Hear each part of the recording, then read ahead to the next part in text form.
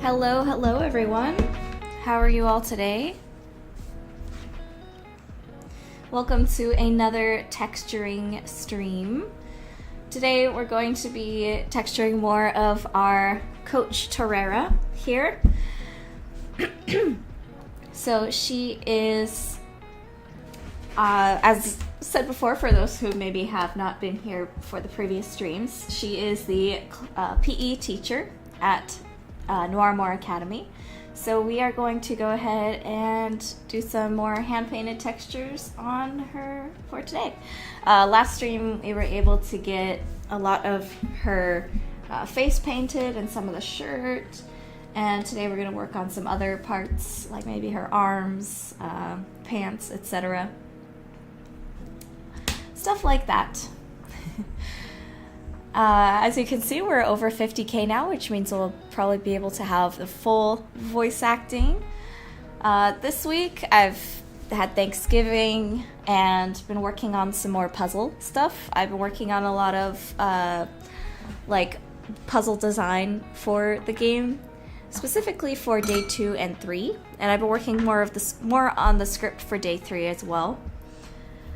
Additionally, I've been kind of taking a break from script writing to do some more stuff on the music classroom. I've been working on the music classroom's environment art, basically. So that's just kind of a little update for you on the stuff I've been working on this week. Oh, Thanksgiving was good for me. We had a nice little family gathering and ate some delicious turkey, all that good stuff. It was great.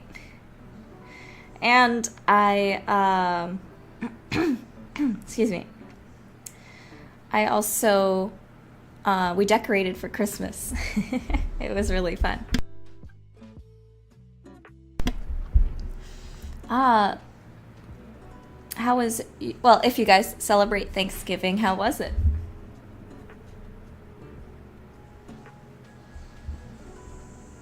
I'm going to go ahead and post about this on my Instagram story. 1 second. You had lasagna. That sounds delicious.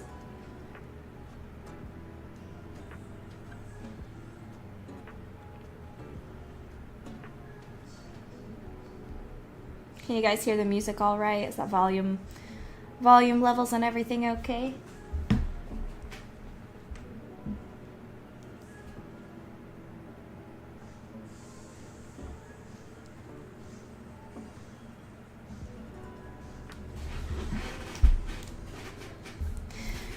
All right. Very nice. Okay. So I think the next thing I wanted to look at was her arms. So what I'm going to do next is I'm going to freeze.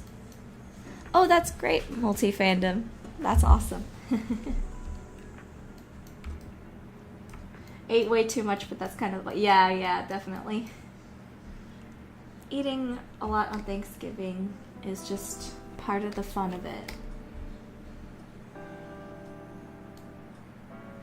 Oh, that's right. I mirrored textures for the arms. That's good. I'm glad I did that.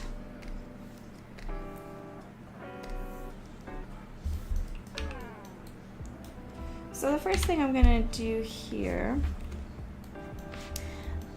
Taylor, there's not, sorry, my throat. 1 second.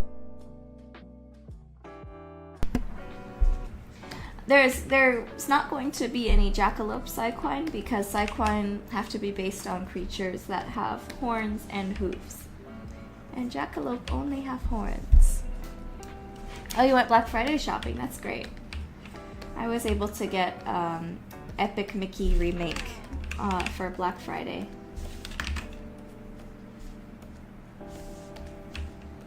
I've been having fun with that, reliving my nostalgia of my early teenagehood.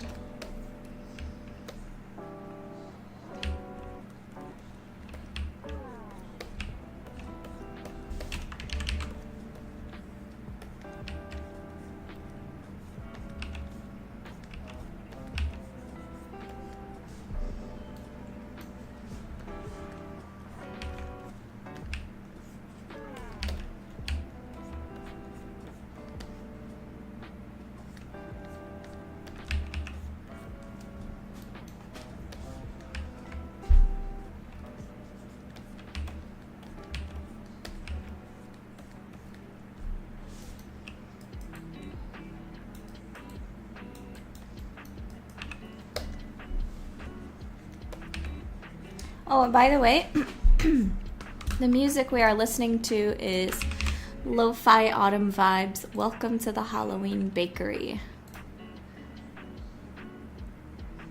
Let me go ahead and put that in the chat if you guys want to add that to your playlist.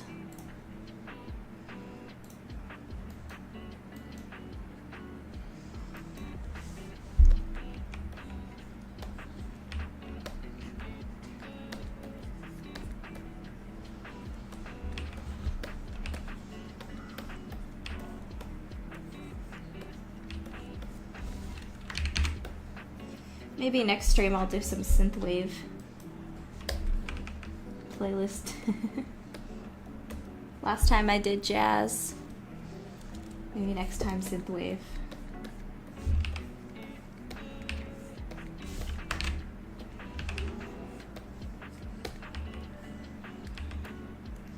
Kind of a funny thing about streaming my work though is that usually, it's not like this. Usually I'm watching like a YouTube video while doing it.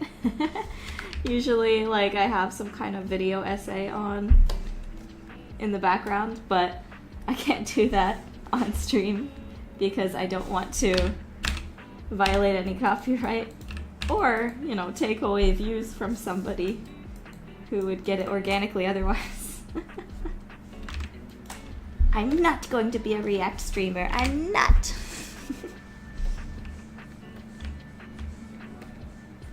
So it's time to just chill out to royalty-free music.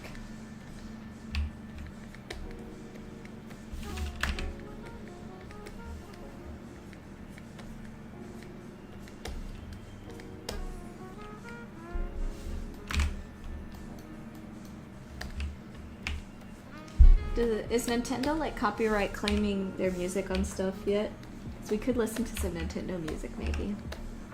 I don't know. Since they released like a music app, they might have started copy striking stuff with their music in it on YouTube. I don't know.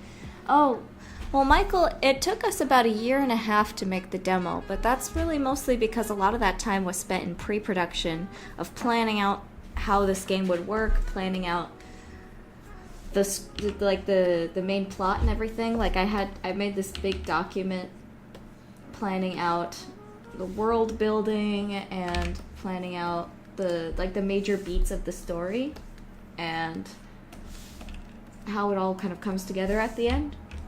That, and I was making like all the character models for the first time and like figuring out animations, and we were figuring out the programming stuff with Jonathan, that kind of stuff. So it was a lot of pre-production stuff, and also I was working full-time in Japan.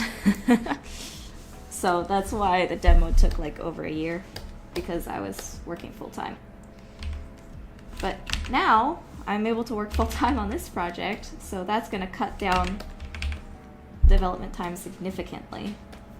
Thanks to all of you guys.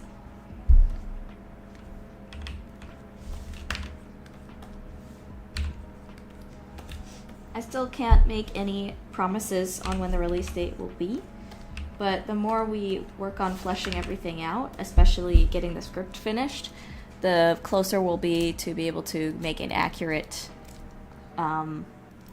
guesstimate for the release date. I'm not currently using a reference, but I'm not living in Japan anymore. Now I'm living in Texas.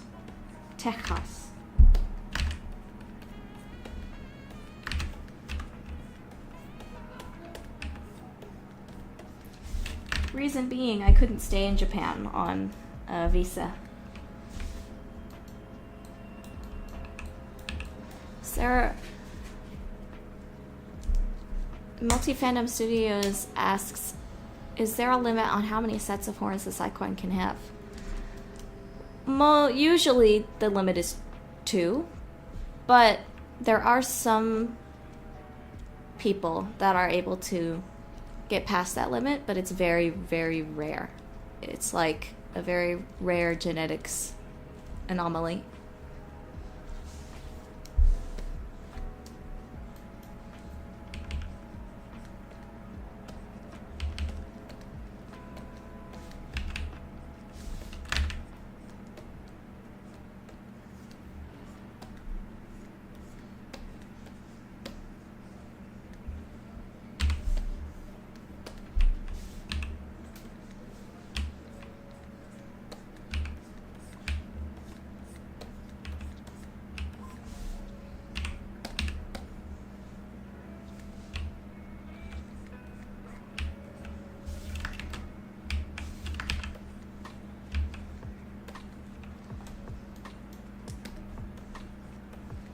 I don't know what type I would be. Probably unicorn. But I also really like the deer as well.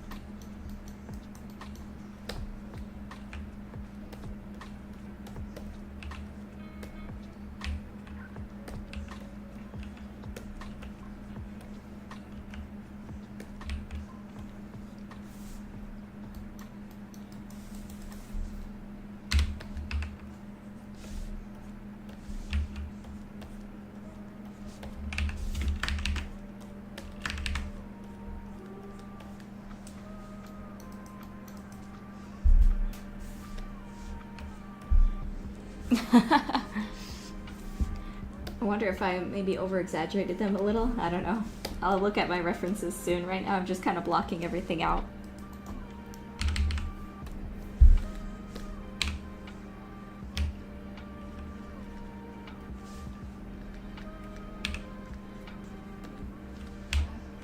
It's kind of like a triangle shape here where your bicep starts connecting into your elbow.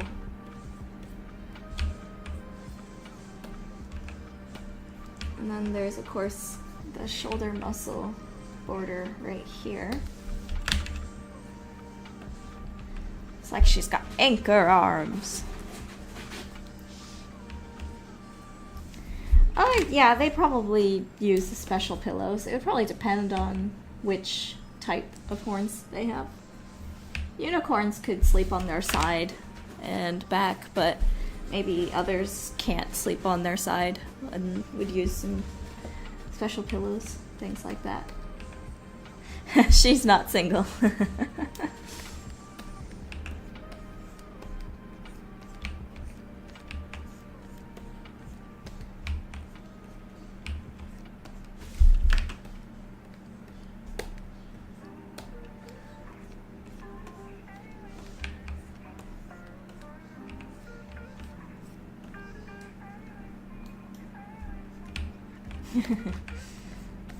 I was a wimp before anchor arms. Now I'm a jerk and everyone loves me.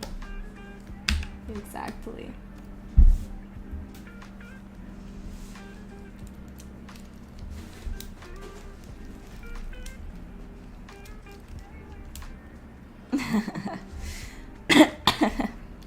I'm sorry, Celestial.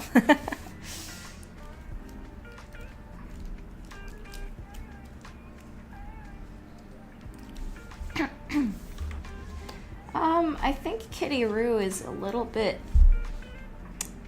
I think it is first in the timeline.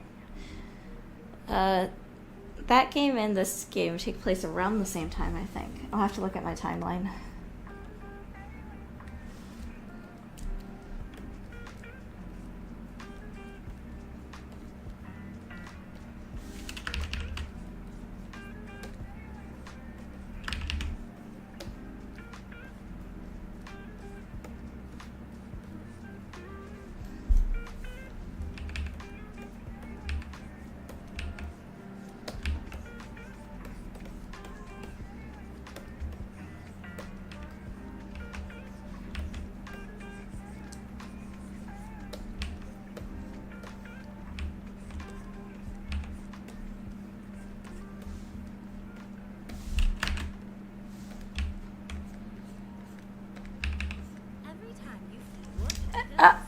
Add.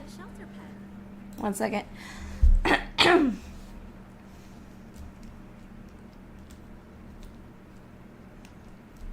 Add. Another ad. Oh boy. I love YouTube. Oh no, horseshoes do not hurt for Saquon. Yeah, it's the same thing as for normal horses.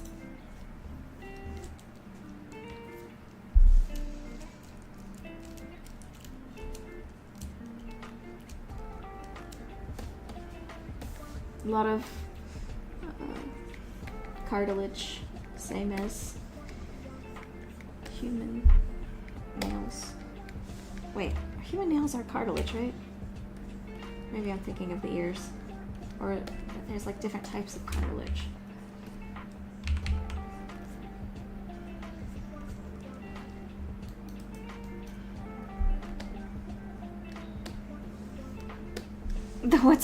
What's her 1 rep bench press personal best? I'd say around 350 pounds. Oh, maybe. That sounds accurate.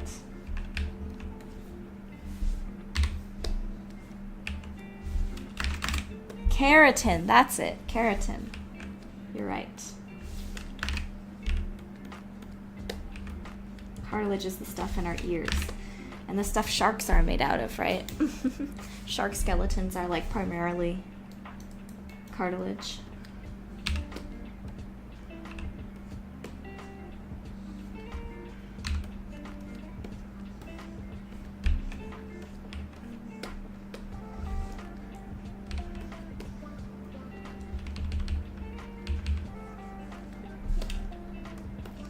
I wouldn't say they buck. That's because that's not really possible on 2 legs, but they can kick, and you do not want to get kicked by a cyclone. Talking about broken ribs. Sharks are made out of food. No, we are not endangering the sharks today. No shark fin soup. Projected, yeah, 2 years is kind of the safe bet. There's one, let's see. We're hoping to get it done quicker than 2 years, but with indie development, you really never know. Things can change, and if there's ever any, like, especially, you know, big problems we have to work through, it can be tough when there's only, like, a couple people on the team. But we'll see what happens.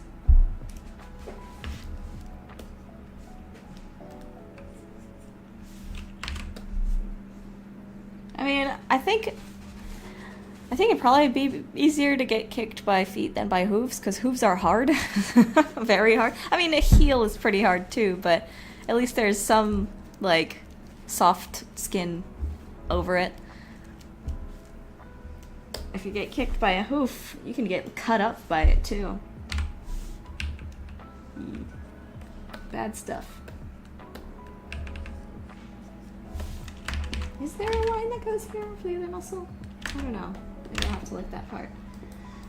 Okay, the arms, I feel like I might have overdid the arms a bit. They're kind of looking a bit too much like anchor arms to me. I'm gonna smooth some of this out.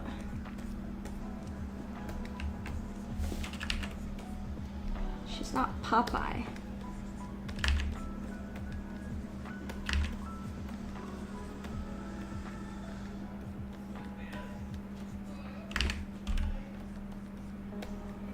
I don't want it to be too exaggerated. That's a bit better. I don't know. Alright, let's see. I'll probably have to look back at my references before I continue on that one. But for now... Oh, you know what? I think there's a little bit of a lack of contrast here. I think she needs a little bit darker on the bottom, because here on her face she's got a lot of darks. So I'm gonna add some more darks here.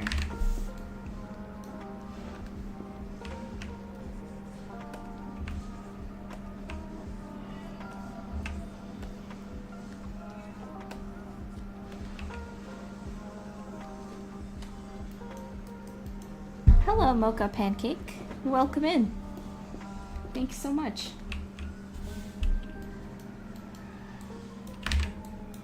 Celestial, you're okay to have headcanons and OCs. I'm not gonna police that kind of stuff.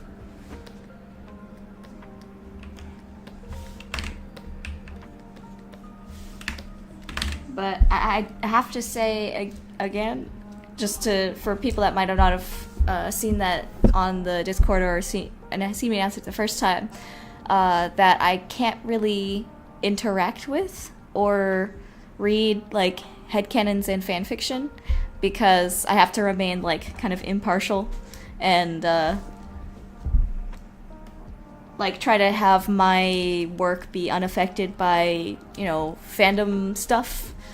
That way it's kind of one of those things where like creators and fandoms do have to have like a little bit of a barrier around them, or else that's an easy way to start in fandom wars and controversies and all that stuff. So you guys are free to make fanfiction, headcanons and such, but I can't say that I will be like reading them or interacting with them very much in order to remain kind of as a, what's the right word? It's not the right word, is I guess impartial? I don't know if that makes sense. I don't think that's quite what I'm trying to say. Unaffected, I suppose. Unswayed? There's a better word for this.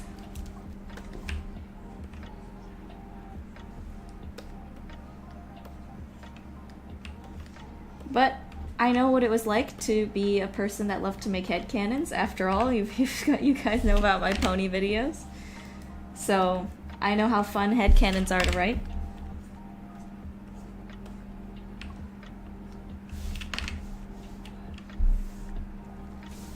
Exactly, Blue. Oh, hey, welcome in, Blue Blood.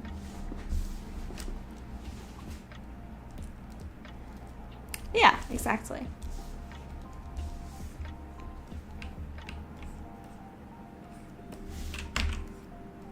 Yeah, exactly. I've kind of seen this happen in some other fandom spaces where sometimes creators might get too involved in the fandom, and then when the creator does something that the fans don't like, well, some fans, not all of them, then like it can lead to just like a bunch of problems.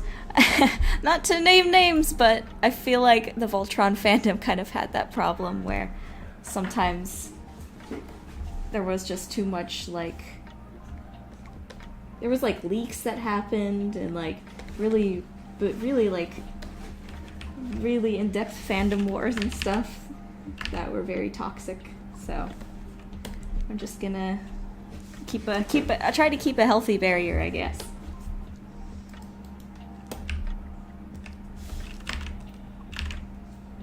But you guys are free to have your own like Noir fandom spaces, of course.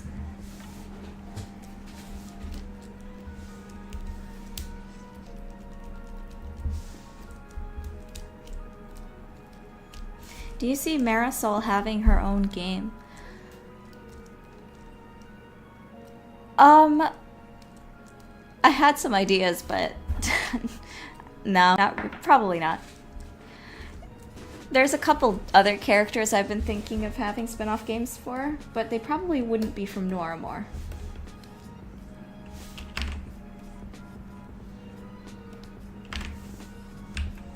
Yeah, the sad truth is that every fandom has toxic people, and that's just something we have to live with. And use the block button as you wish, and try to enjoy something without the fandom ruining it for you, you know?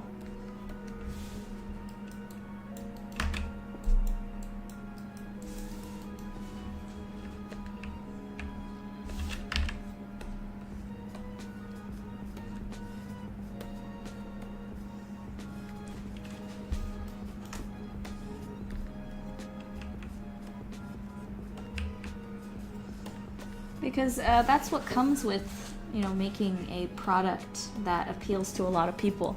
It'll appeal to a lot of people, right? And there's a lot of different kinds of people out there, and not everyone's gonna agree on everything, even if they are in the same fandom, you know? Sometimes we have to be careful about respecting people's differences, but yeah, I don't know. I'm just saying obvious stuff.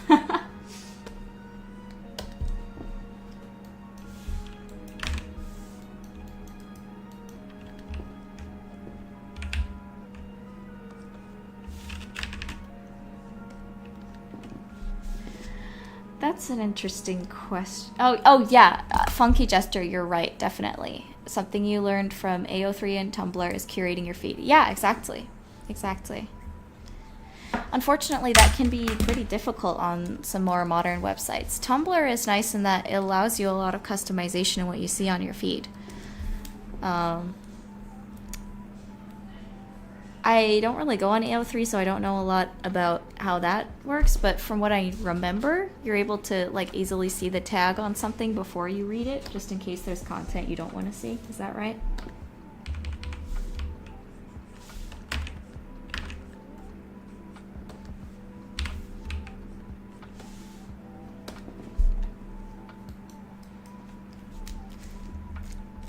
What's your favorite unpopular opinion on some random franchise? That's an interesting question. I might have to get back to you on that one. I'd have to think about it.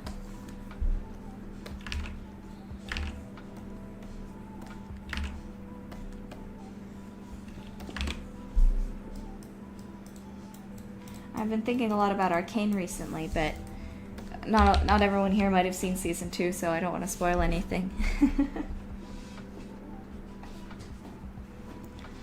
Something I can say without spoilers, I guess, is that I was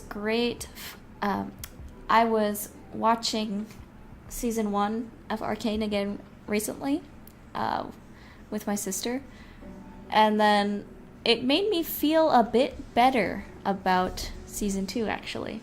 I have a lot of little things and kind of little complaints about season 2, but watching season 1 actually, rewatching season 1 this week has made me go you know what? Actually, maybe there was some build up to this that I didn't realize. Maybe it didn't actually come out of nowhere, kind of thing.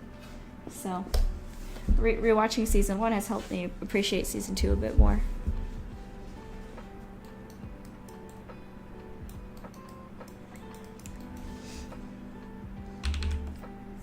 Oh, my favorite Arcane pairing is probably Time Bomb, because I was wanting that to happen for a long time. It's just one of those things. I've been in the League of Legends fandom for over 10... Has it been over 10 years now? I've been in the League fandom for a long time, okay? So, it was something I was hoping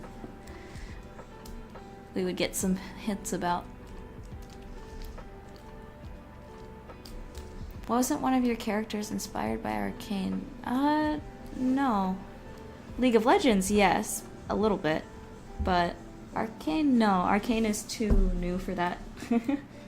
Arcane's only like 3 years old.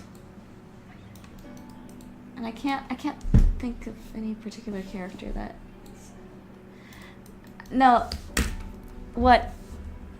Oh, okay, actually, thinking back, not Arcane, but League. Yes, one of my Dragon Queen characters, Kara, was inspired by League of Legends Vi. A bit. It really does give Miles and Gwen vibe, doesn't it?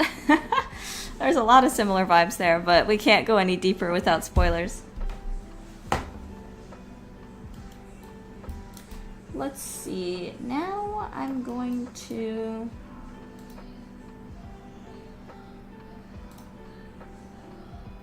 Next I'm gonna paint... I guess I'll paint her legs next, since I've already got the skin tone stuff I'm working on.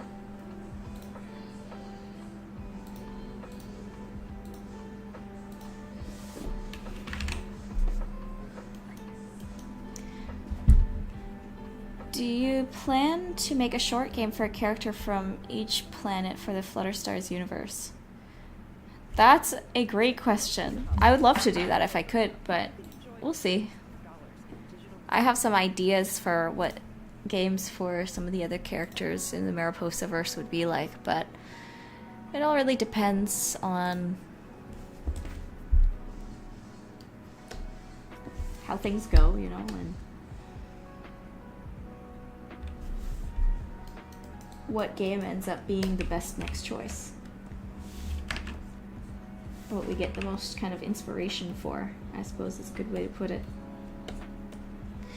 Oh yes, that's right, Swirl-based. Dragon Queen as a whole, I listened to a lot of League of Legends music when coming up with that story. Especially Brahms' theme inspired the kind of main idea of this plot line when I was listening to that song.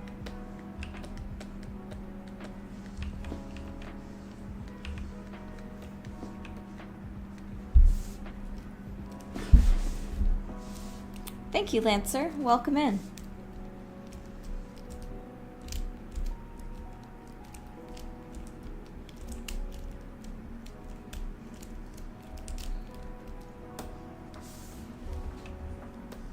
So let's get in these shadows on this side.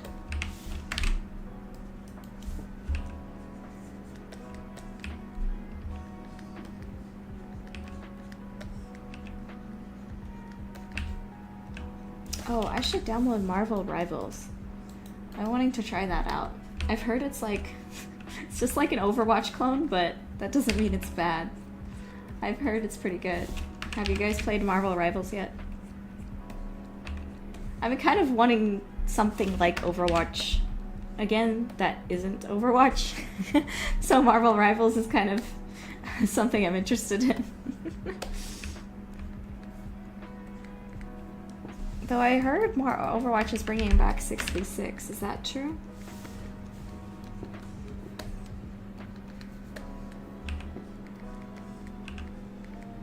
I went back. I've been back to playing League of Legends since Arcane Season 2 came out.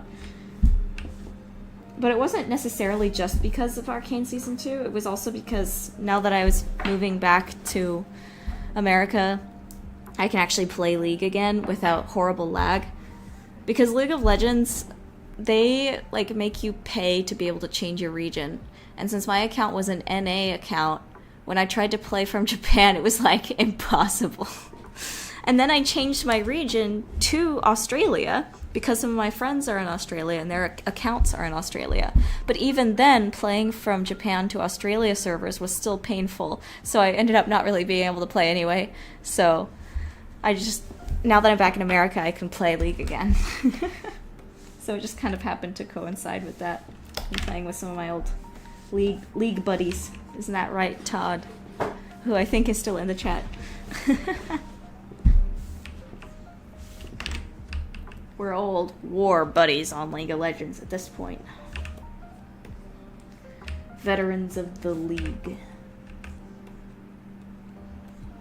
Champions of the Rift.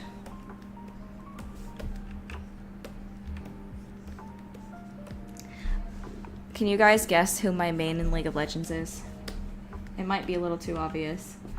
Well, it's obvious if you've known me for a while.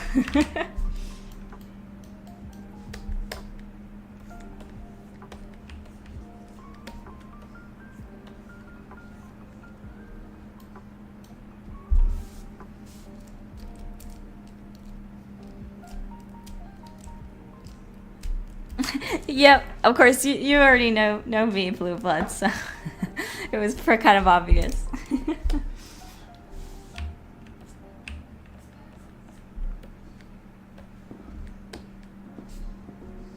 Oh, that's great, Victoria. Oh yeah, I saw Squirrel Girl is in it. That's so fun. I want to play her. Hold on, is Gwenpool in the game?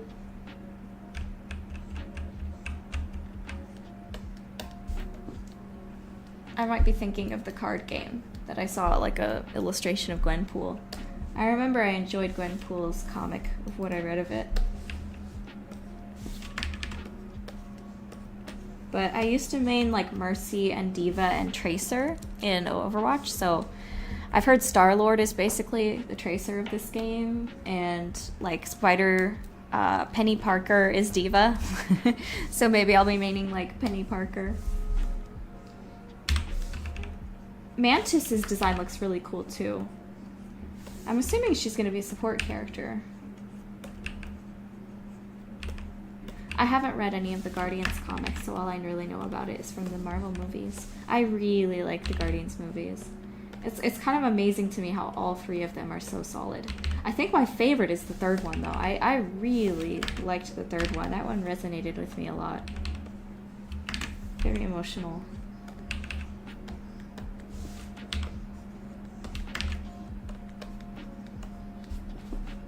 It was also one of like the good, actual great MCU projects that came out at that time.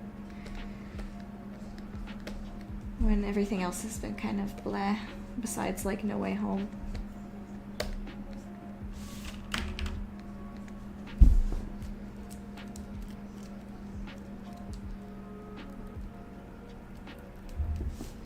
Squirrel Girl is even more powerful than Thanos. I've heard about that, yeah.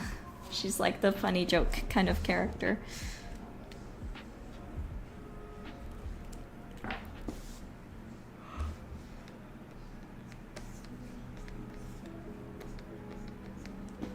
Yeah, Guardians 3.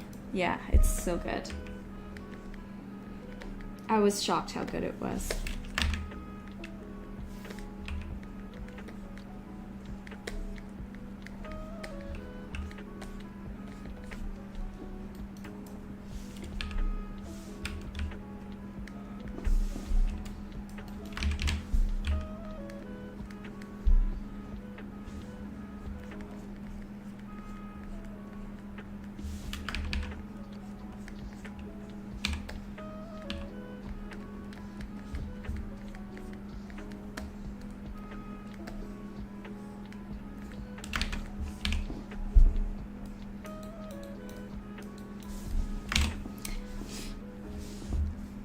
Yeah, if she was comic accurate, she'd be... Yeah, she would one-shot the enemy too.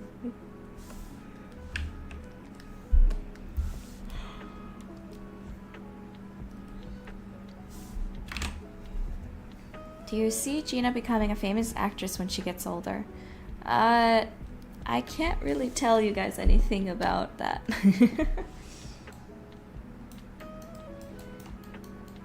One of those things I can't talk about because it might be spoilers for future things.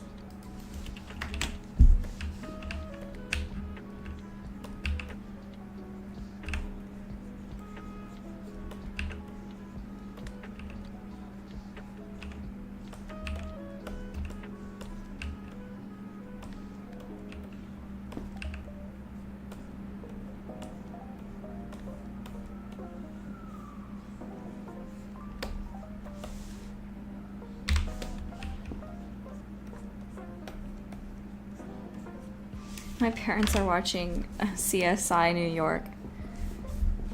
And I heard a police siren from downstairs, and I was like, huh? Oh, that's right.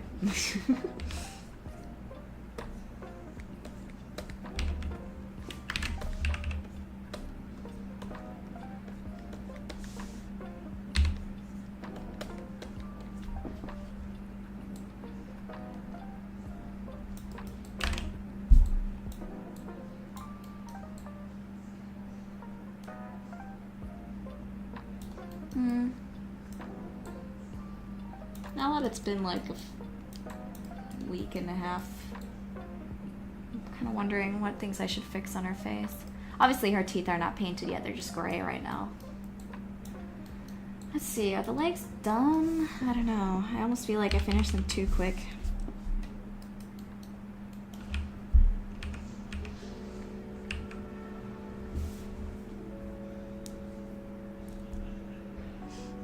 A Funky Jester says, when I first saw the art style of the game, I knew I had to support it in some way. Thanks so much.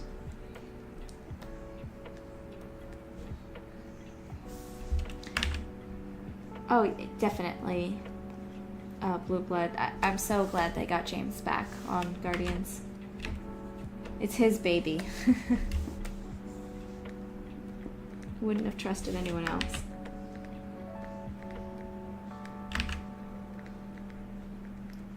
Let's see what he does on the Deceased universe. I hope he's able to kind of pull it out of the gutter, hopefully.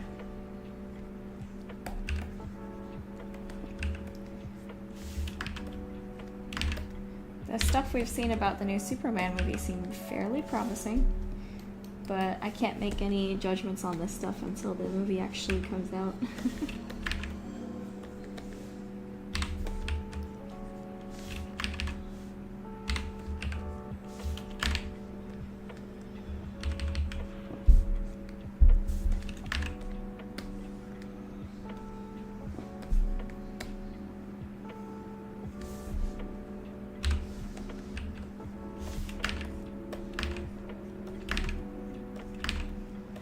Do they have cheese? Yeah. They probably have like a cow alien equivalent type of creature.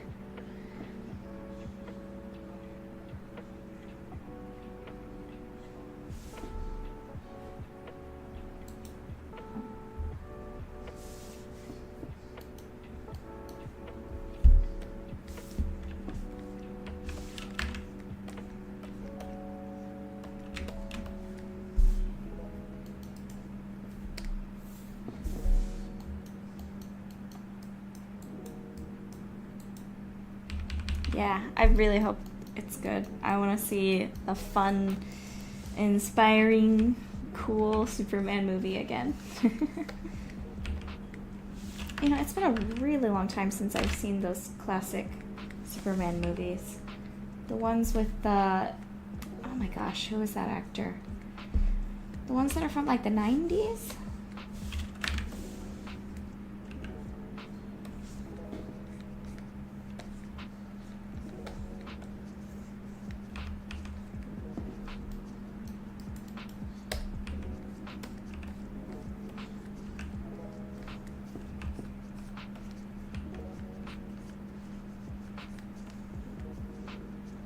Christopher Reeve, yeah.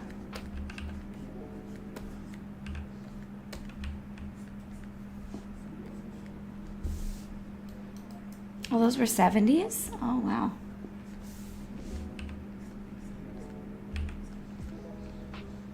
And 80s.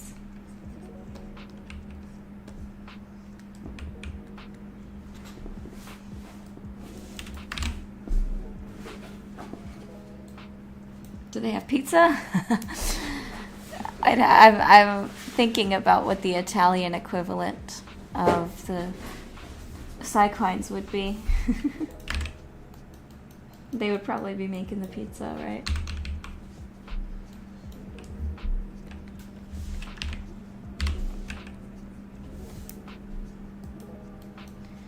Okay, now...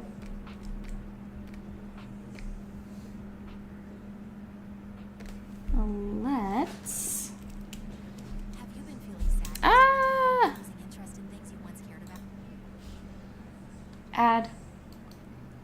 what should we do next? How about the pants, maybe?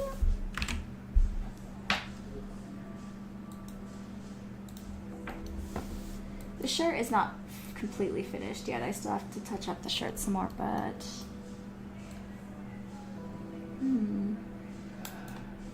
actually, I'm feeling the scarf next. I won't be putting the little red pattern on it yet, but...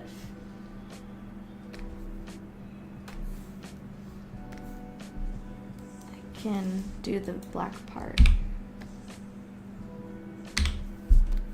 Oh yeah, they probably have roller skates.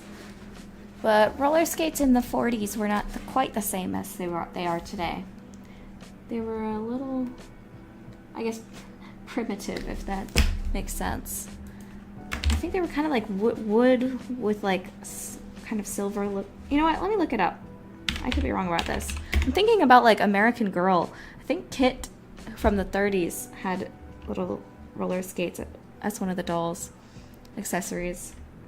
But as for the 1940s, roller skates. What did they look like?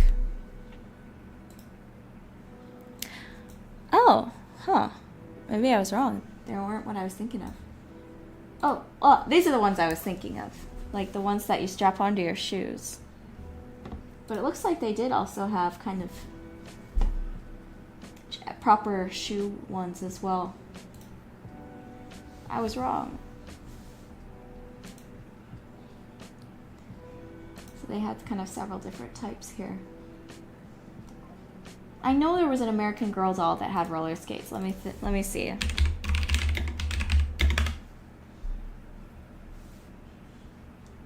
So these are the ones for the modern girls, but I know there was like a historical girl that had one too, right? Oh, yeah, it was Molly. She was the girl from the 1940s. There we go. Yeah. Right? This outfit? Oh, yeah, that's cute. So yeah, this is the doll that's from the 1940s. So she gets like 40s style strap-on skates. That's so cute.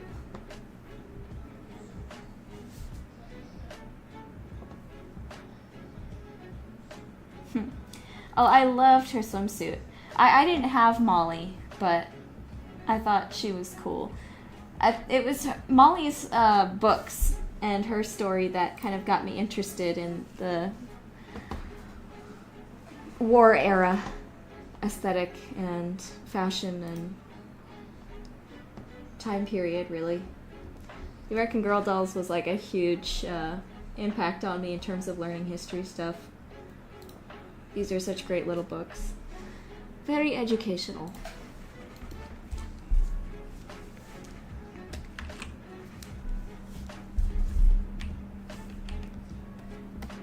I don't think they had microwaves.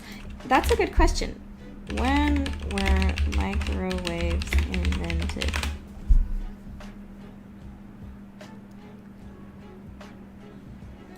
Let's see.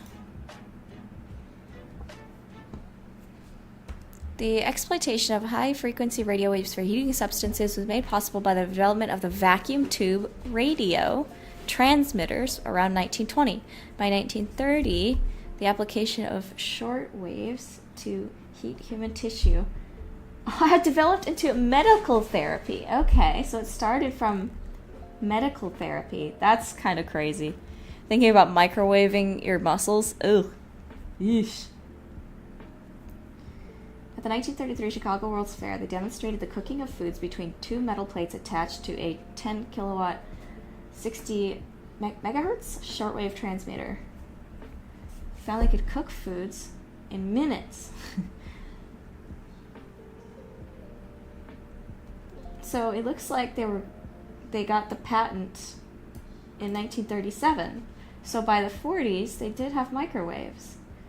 Okay. In 1945, the heating effect of a high-powered microwave beam was independently discovered by Percy Spencer. He noticed the microwaves from an active radar site he was working on melted a candy bar in his pocket. That's crazy. Okay, that's interesting.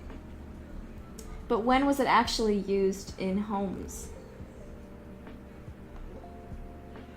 Commercial availability, 1947.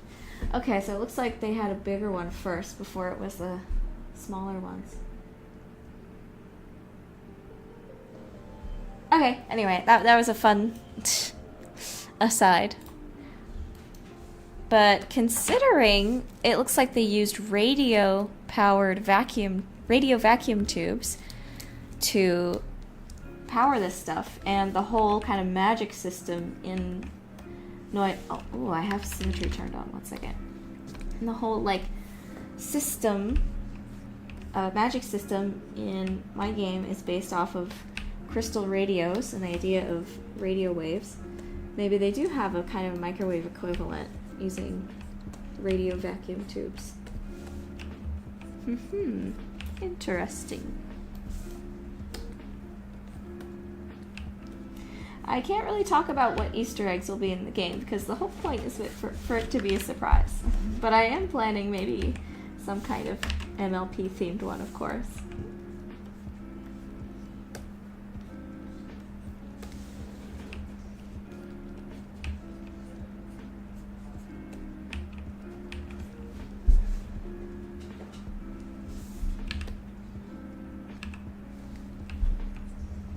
Well, your dad is right. Yep. I mean, think about all of the inventions that NASA ended up making, like ballpoint pens. So technically, some of those NASA inventions were government-owned before being commercially distributed.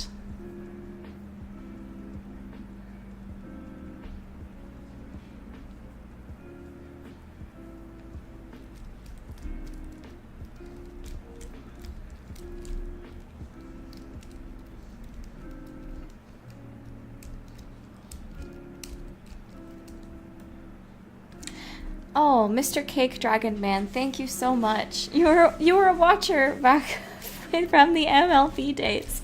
That's awesome. Welcome to the stream.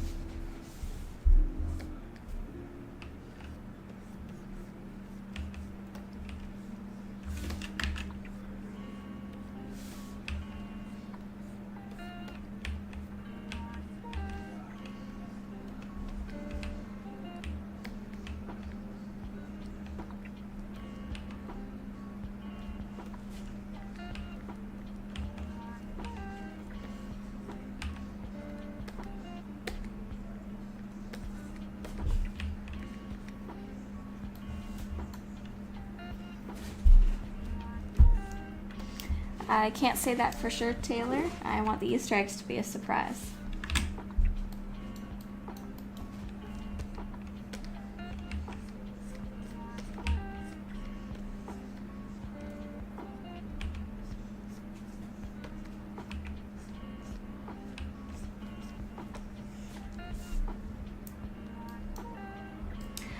Good question. The voice actors are not all casted yet.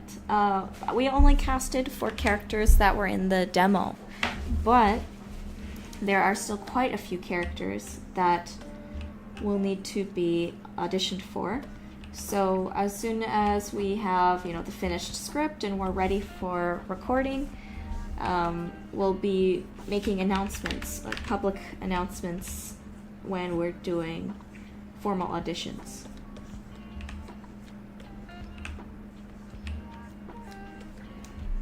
But as for warning to people, you gotta have a quiet space that is able to be recorded in to get good good quality audio. You have to have a professional tier microphone, and it's preferred that, of course, you have some previous experience with voice acting if possible. That's not to say that I won't accept people that don't, but it's preferred. And it's also preferred if you have some kind of demo reel of some of the range you have, voices you can do, But if your audition really blows us away, then that doesn't matter. But audio quality definitely does matter.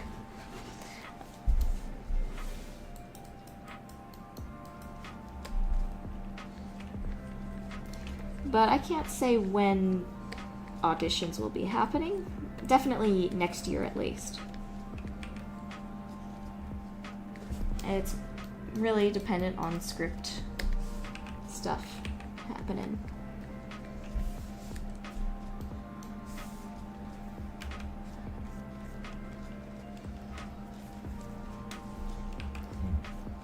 I'll probably make an announcement on the Kickstarter page as well when that ends up going live. Auditions go live. There's a couple characters who will have French accents, so I'm hoping we'll be able to get some authentic French accents. In general, we try to find authentic accents if possible, but if you're able to do like a really good French accent, then we'll see. But sometimes it can be hard to find authentic accents here in America, because it's just difficult to find like someone who's not only a professional voice actor or has the ability to act on that level, but also happen to be from a specific country, you know?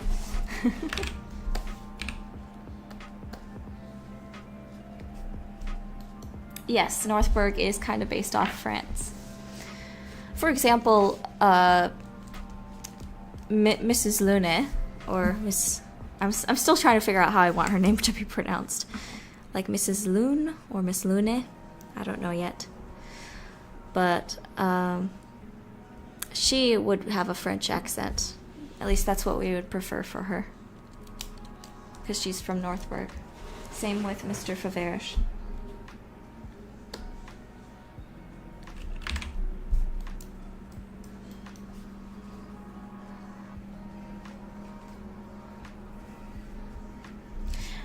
Celestial, I remember your audition. It was very nice. I'd love to have you audition again.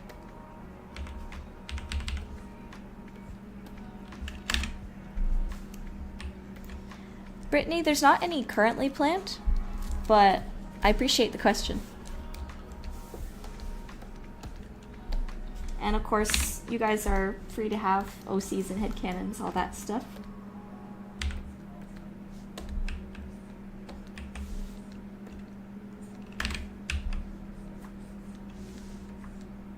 I forget if I've answered that before, but anyway, might as well answer again, just in case for those who haven't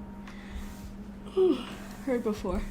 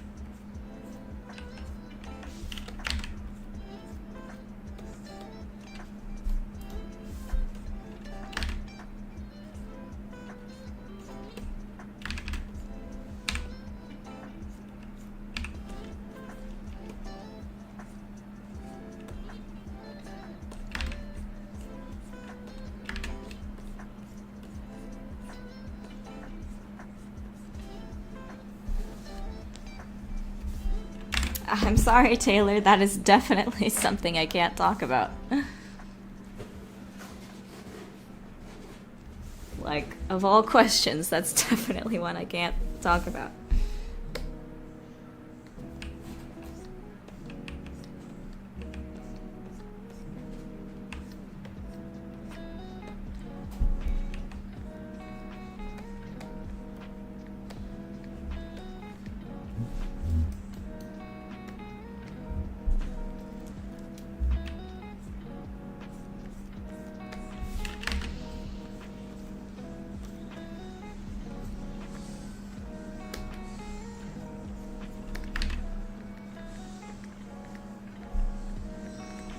Ah, good question. The inspiration behind Mrs. Torrera.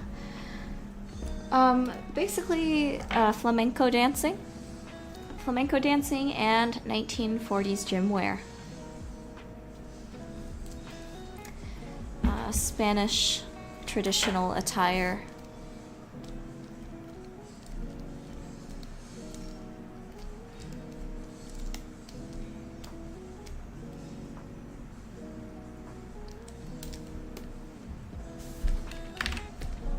Oh yes, I'm sure there is that same kind of thing that can happen in real life where horns can grow into your head, so you have to cut them. Yeah, they happen to real life rams and things, so probably could happen here too. Probably be pretty painful, but I'm sure they have doctors that know how to deal with that stuff before it gets bad.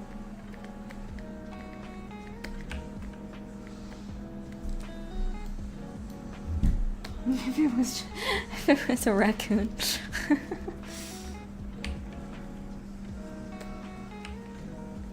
That makes me think of, what was it? Something Park? That mascot horror game with the raccoon.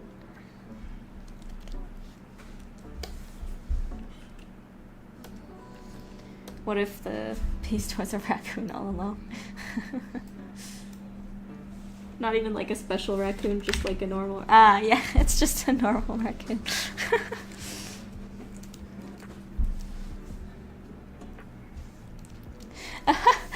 Brittany, you bringing up Ambessa. That's great. Ambessa has such a badass design.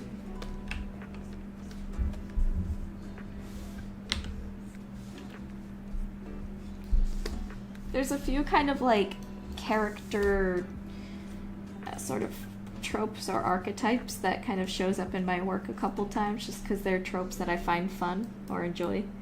And a couple of my works now have the kind of strong lady character, strong tall lady character, because they're really fun for me to design.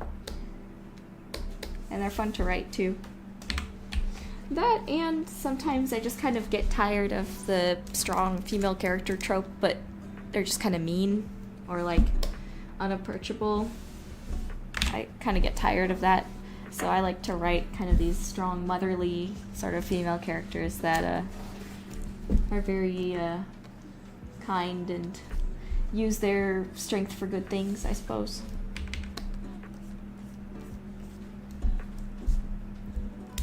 Oh yeah, Indigo Park, that was it.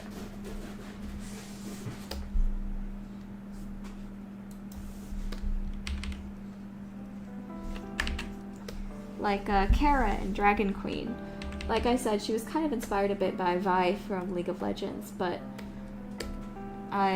she's kind of more of a punk character. While Mrs. Torrera is more of an older woman who's very experienced. She's seen a lot of things and she wants to impart her wisdom to the students.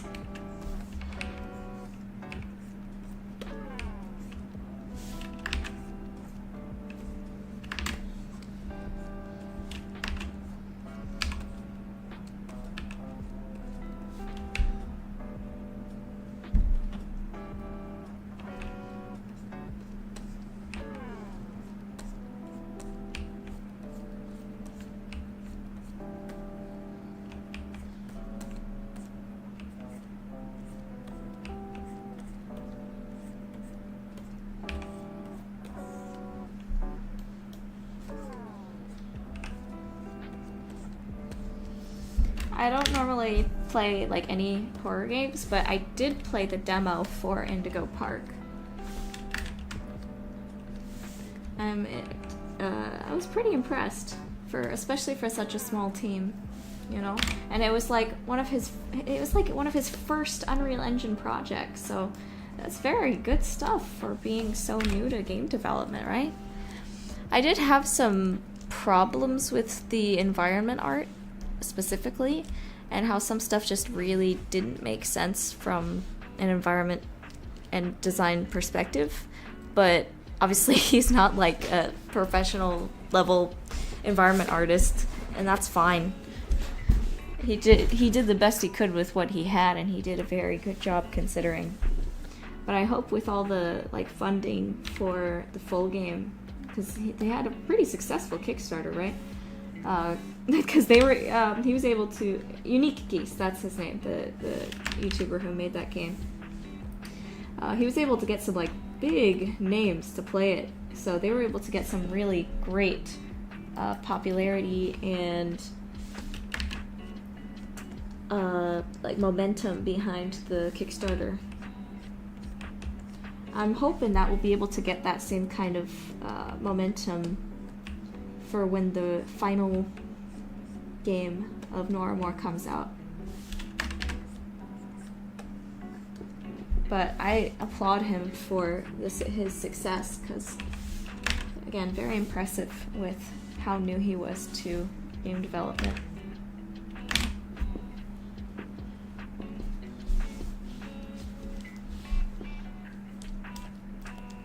Hello, Hannah. Welcome. Game Freak doesn't have the same excuse. Yeah. When you're a company like Pokemon, Game Freak, you can hire people that know what they're doing. You can hire environment artists that know how to work on the Switch's hardware. But they didn't. They decided to just have a very ugly environment game instead of hiring someone who could help them. When you have those kind of resources, you're foolish not to use them, especially for making a better experience for your players. Actually, that reminds me.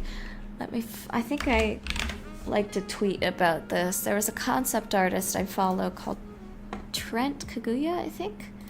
He used to work on World of Warcraft and League of Legends back in the day. He did like a paint over of a screenshot from Arceus of kind of how he would have gone about doing the environments. Let me see if I can find it. I'm scrolling back. My Twitter likes are like full of Arcane stuff. Jinx drawings and things. Hold on.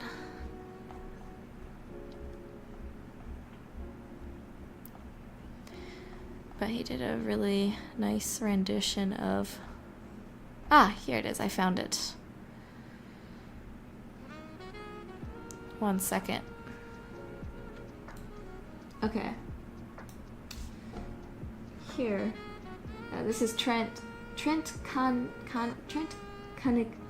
So sorry. Trent Kanigua art. He did this paint over. Beautiful. This is like the original game screenshot, and this is how he would have approached it as an environment artist.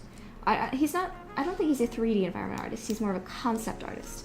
So as a concept artist, this is how he would have approached it, and it's fabulous. Beautiful. Arceus already had very solid mechanics.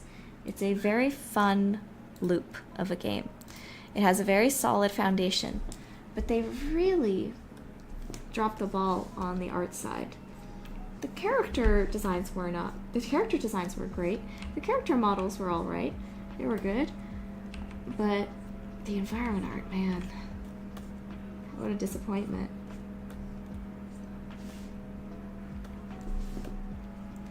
I'm really hoping they will get their butts in gear and hire someone that can help them on the next one that's taking place in Kalos, I think. I'm partial to Kalos because Gen 6 was my first gen. I got into Pokemon a little late. I was a teenager when I got into it. So I got into it with X and Y. That was when I first got a DS. Man, it's so weird to think that the DS is old now.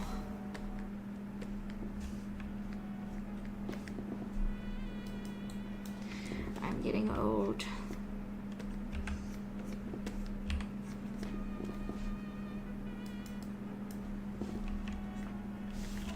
We couldn't afford a DS though. We traded in our Xbox for it. We had the original Xbox, and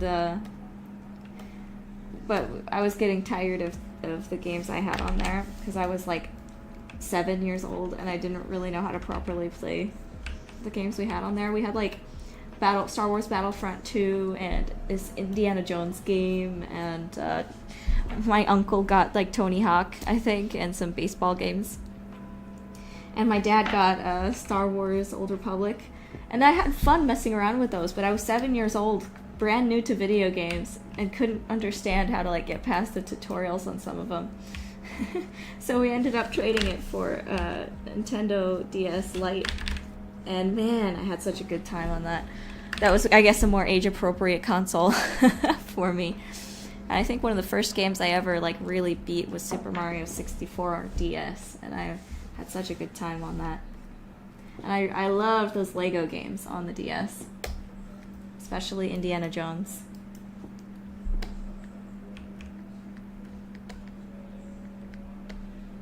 That was back when you could like get some fairly good value in GameStop trade-ins.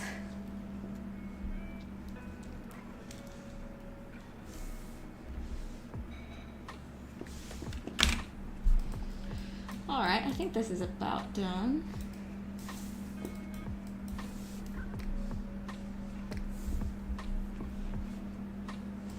Nice.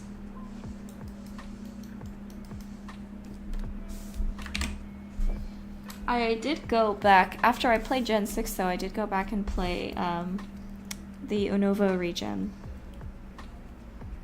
Wait, Unova region was Gen 5, right? I'm talking about Black and White. I played White.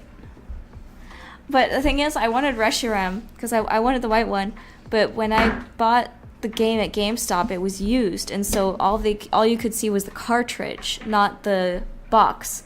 So I thought, getting Pokemon White, I would get the white creature, I think it was Reshiram. But instead, I didn't. I got the Zekrom, the black one. And I was like, no, I wanted the pretty white one because it had like the little fluffy things on it and like had like a face that was kind of like a little dog, right? But so getting a used copy of it, I didn't realize I got the wrong version that I wanted. Didn't want. I still like going to GameStop because I really like having my games physical if I can, just in case. Especially if I don't have enough space on my PlayStation. What should I paint next? The pants being blank are bugging me, so I'll do the pants next.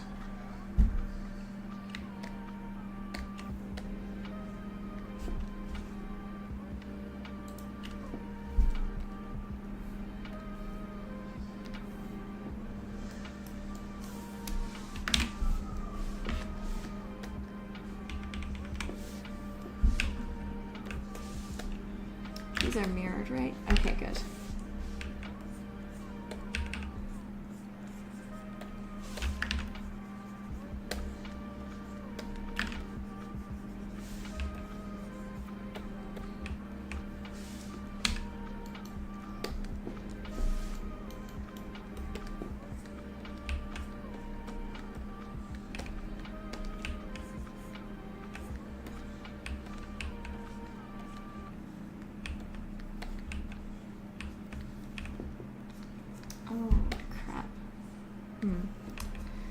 That means that shadow is not going to be mirrored.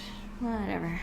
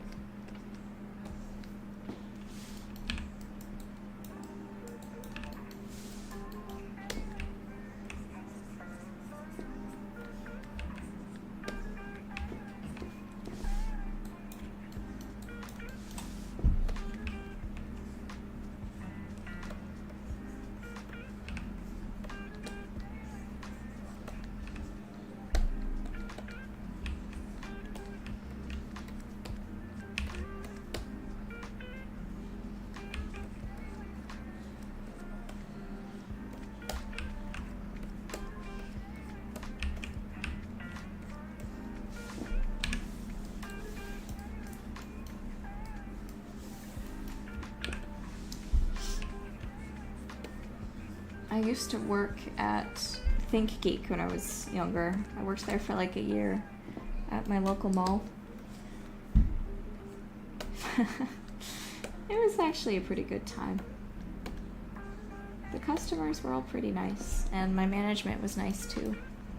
Same with my fellow employees. They were all good people. I was working there when Mass Effect Andromeda dropped. So I remember when we had to stock the like Mass Effect merchandise. So one of the things that we could do in that store was we could like wear or use some of the props so that we could kind of demonstrate them to the customers. And one of the props we had was a big Captain America shield. So I would just like take this plastic shield and carry it around with me around the store and show it to the customers. And there was also like I think we had a Thor's hammer at one point, and the Mass Effect thing we had was the like Mass Effect orange kind of holographic blade thing that Commander Shepard has. I forget what that's called, but that was super fun to use. Let me see if I can find it. The Omni Blade, that's right. It was this thing. So we had like a orange kind of transparent plastic version of this in the store, and I was wearing it around the store. I thought that was so fun. Couldn't buy it, it was definitely too expensive, but it was fun kind of carrying that around and showing it off to the customers.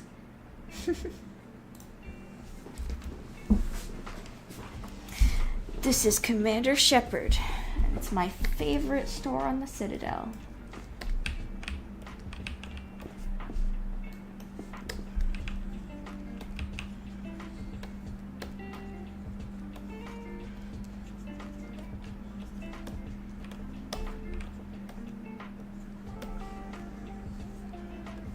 Too bad Andromeda sucked. I was so excited for it. But I played the demo and I was like, this kind of sucks. This writing is not nearly as good as the other games. Not a fan. Maybe someday BioWare will redeem themselves, but I don't know if they ever will. We'll see. It's kind of weird, like this sort of trend in writing, especially like starting in Andromeda, I guess, of kind of not taking things seriously enough that is happening to you in the situation.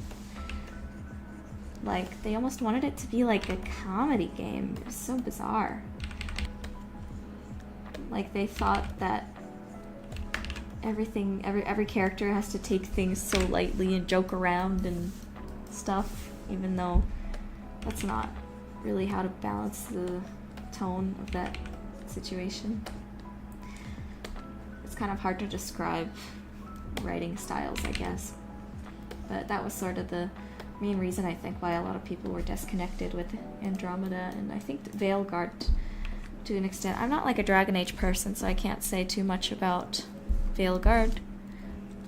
But as a Mass Effect fan, that was kind of what was throwing me off with Andromeda. It just seems like people just weren't taking the situations that they were going through seriously enough.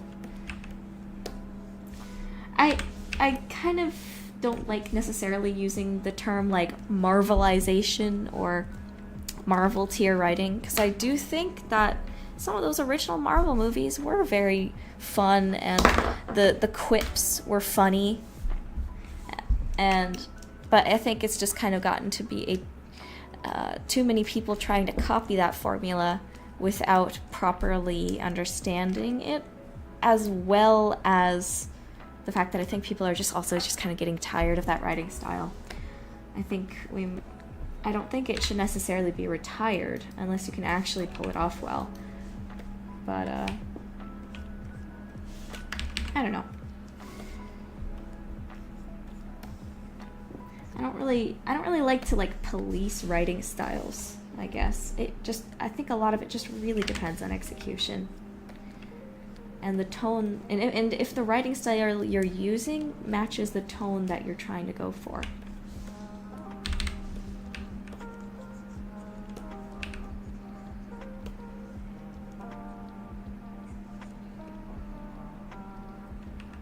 Yeah, the bugs definitely didn't help on launch either. You know, I mean, I've heard some people really enjoyed Andromeda. Like, it's not as if it's just like the worst game in the world or something. So I'm glad that some people were able to enjoy it. And from some of the playthrough stuff I saw, there did seem to be some good like elements to it and some good interesting parts.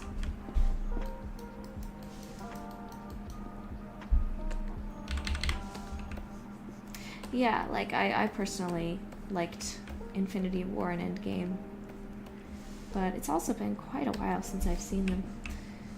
I might have to kind of rewatch them to sort of get a more definitive opinion on them.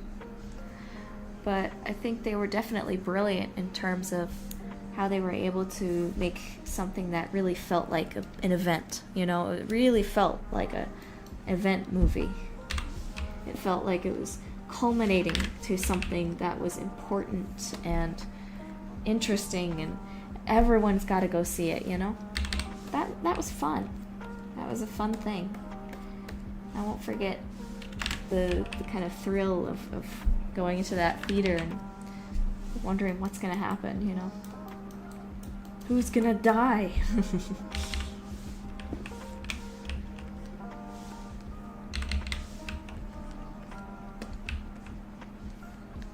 I remember all the memes that happened after those movies too.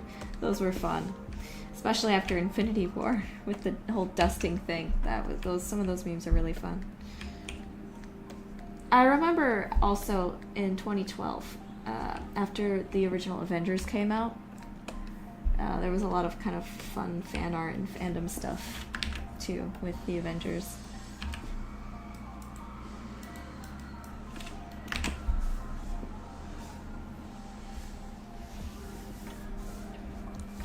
Oh, Michael, I certainly hope so. I hope it won't be one of those cases where, like, my game comes out and then people clip, like, a part of it that ends up being horrible and then go back and clip one of these things from my stream and then compare the two and I'll and then be like, uh-oh, and it looks like she made an ironic prediction about her own game or something. I've seen that happen so many times.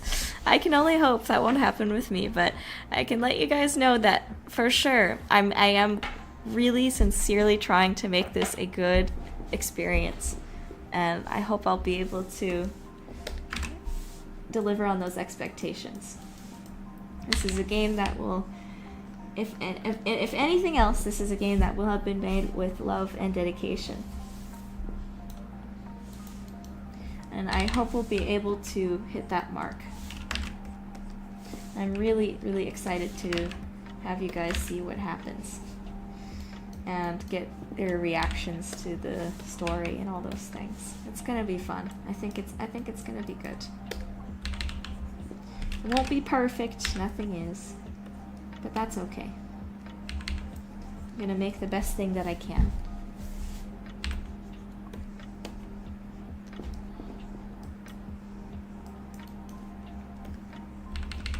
Do you think there'll be another movie like Endgame again? Oh, I think there will.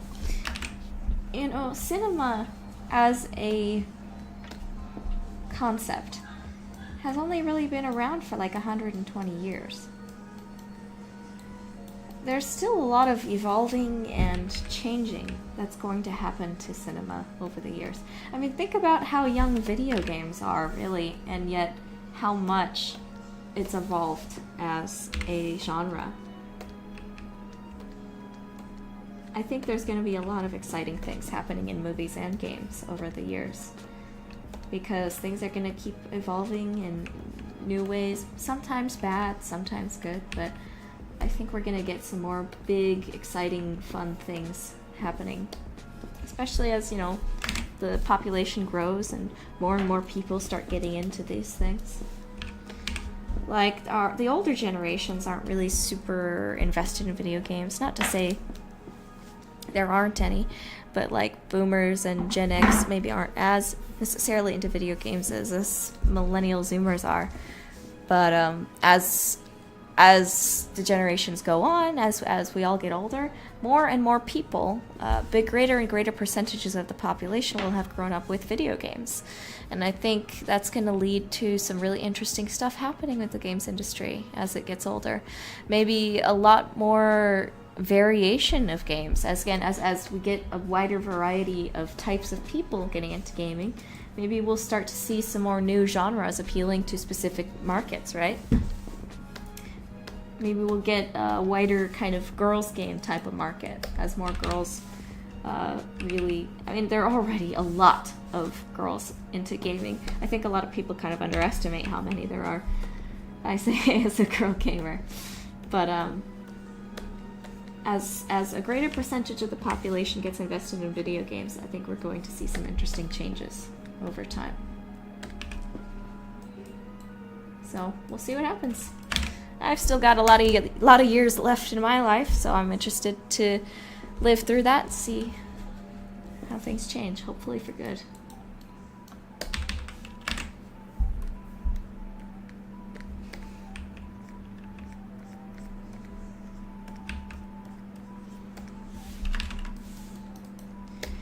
But I think a trend that I have been noticing as of late that I personally don't like is that I think some people are a little too invested in, how do I put this? I think that there's a lot of things that have been made recently that seem to be made with, of course there's the obvious part. The obvious thing that we all know is that some games are made only with profit in mind, and that can lead to a lot of very uninspired decisions or even cruel decisions and mass firings. But also I think there is a problem too with some games being motivated by spite, or some developers kind of being motivated by spite, or I don't know. It's a hard thing to describe. I don't know if that makes sense, but sometimes there's a lack of passion, I suppose.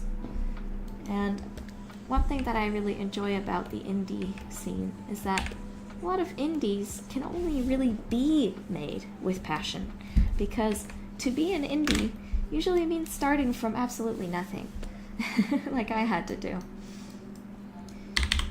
Now, thankfully my parents were able to support me and help me out, but they can't support me forever, and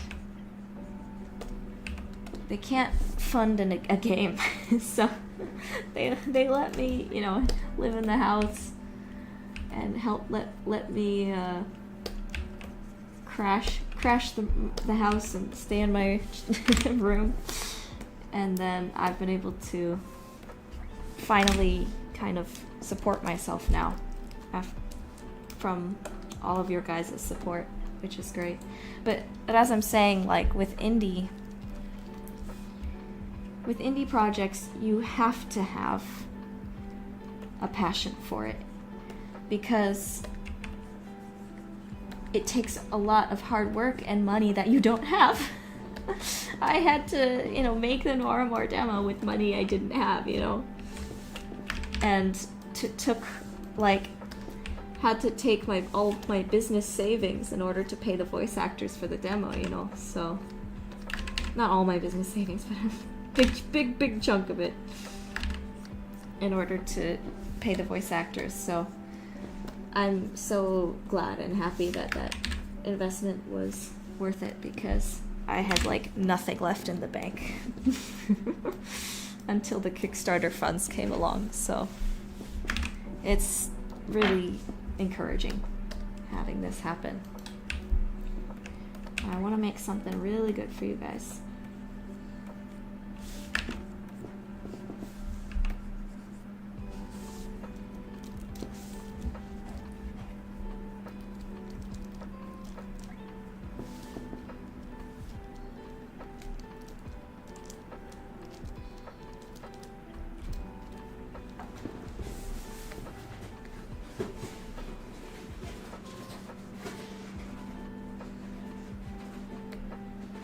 Oh, that's cool, Jester. I hope you enjoy it.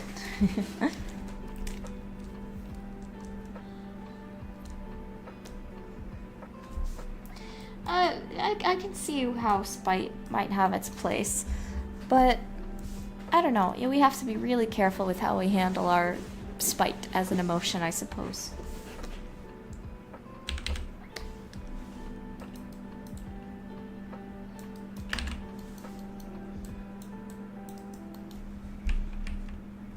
Let's see, I think an interesting example, I guess, is Yandere Simulator. I do not like Yandere Simulator for very obvious reasons. I remember when I was younger, I used to think it was such a funny, like, satirical kind of concept, but the more we ended up knowing about that dev, the more we realized that it was, like, unironic. And there were a lot of ethical issues. There's, like, hundreds of videos about that situation, but part of my point is there were people that liked that concept but wanted to make their own game, Yandere Sim fan games. But the problem is that, unfortunately, like, none of those games ever worked. None of them ever got off the ground. None of them were able to be finished. And I can't speculate too much, but I almost wonder if part of that is because the biggest motivator for some of, again, I can't name names. I don't know for sure what their motivations are, so I can't, like, make any weird claims there. But I wonder if spite kind of, or trying to be better might have been kind of one of the reasons why their motivation ran out, you know? Because sometimes spite can't really last forever. Like, if your motivation for making a game is to outdo someone else, or to remake something better, sometimes then that motivation can, like, run out, and then once it runs out, you really don't want to work on it anymore, right? So I still kind of hope that someday there will be a fan-made Yandere sim that actually is finished and is made by different people, but I don't know. What do you guys think? There's kind of like a curse on fan-made Yandere games, and that was just kind of my thought. I wonder if it's because their motivation kind of ran out because it was more based on spite than, I suppose, like, really genuine passion that came from their desire to make the game. I don't know. I can't really speculate.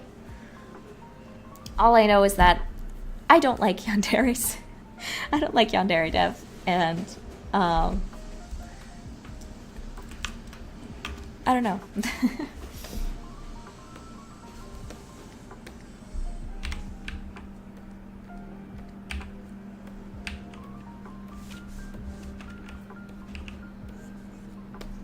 But I also feel like a lot of what motivates him to make his games is not very, I don't know. Can't really speculate about things I don't know, so.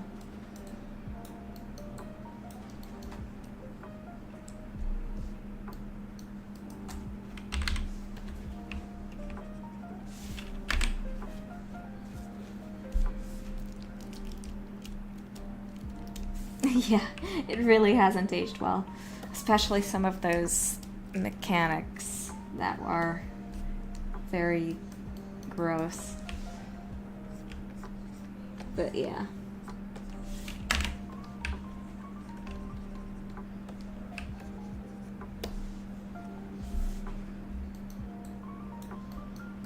We got some great YouTube content out of it, though, that's for sure.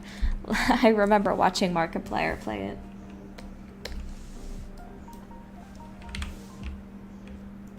The thing, too, about that whole thing was there was, like, almost no work actually being done on the game.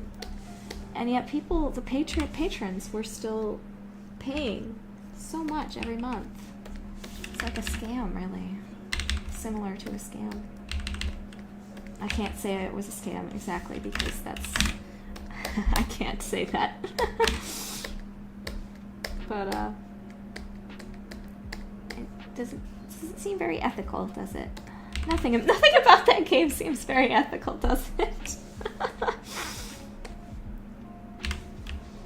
That's one of the things I like about doing these streams, is to kind of get you guys in on the process of what's actually happening with the game, what I'm literally physically working on right now, so that you know that I'm working on something and I'm not just lazing around, I suppose.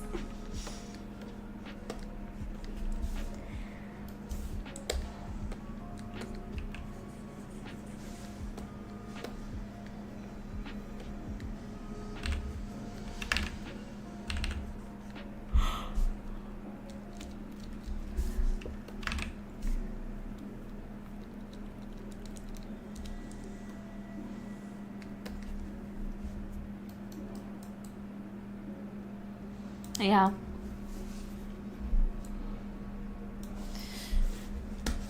Oh, Michael.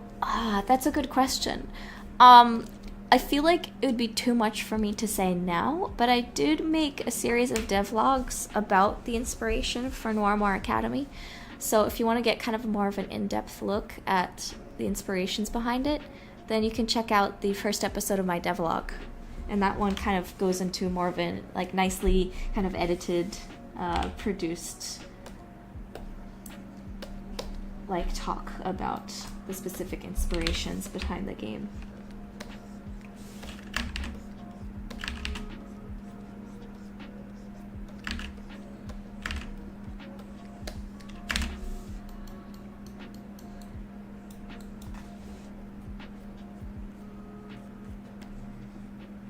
Okay, the pants are nearing completion.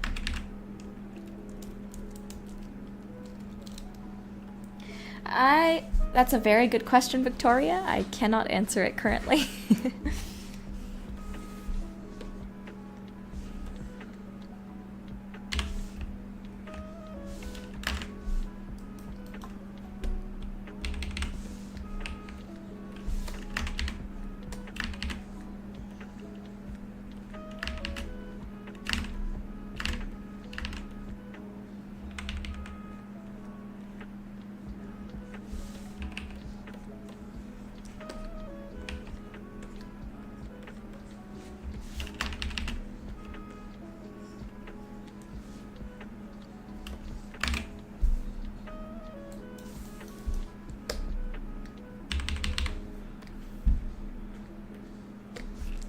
Now I need to darken the undersides here.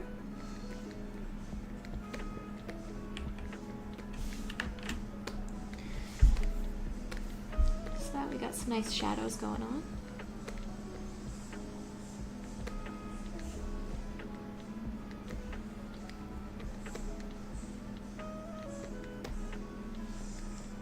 And then we'll do the same thing up here.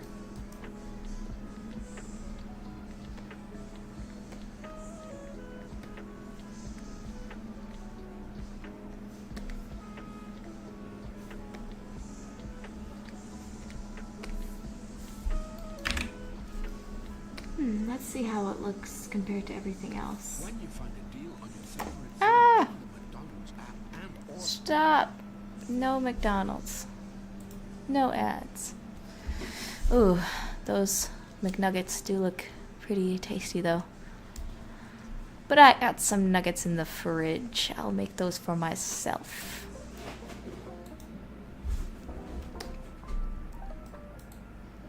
And we have Thanksgiving leftovers. Yummy!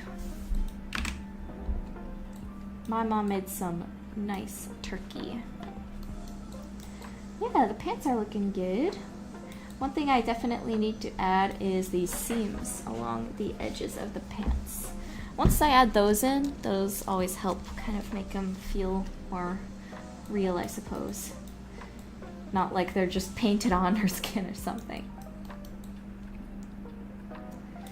Maybe her butt needs a little more definition. Let me see.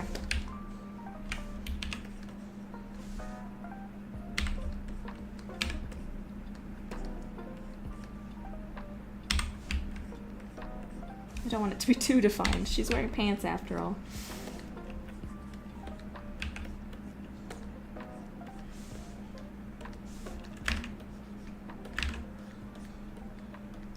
And I have to make sure there's like a little hole in the pants for her tail to come out.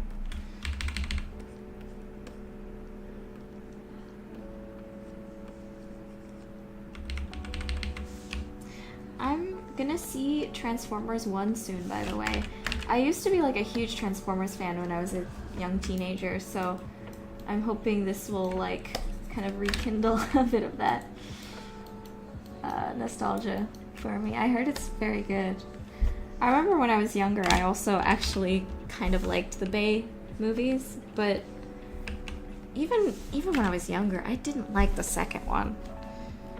That one, even when I was like 13 years old, I was like, that kind of sucked. I remember liking the first one though. I still want to get one of those Chevy Camaros. That's like my dream car. For in the future, when my game is super successful.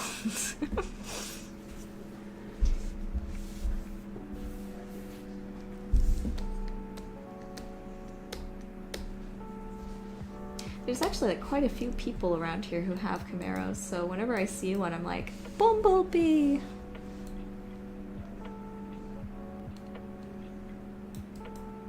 But I probably wouldn't get a yellow one, I'd probably get a red one.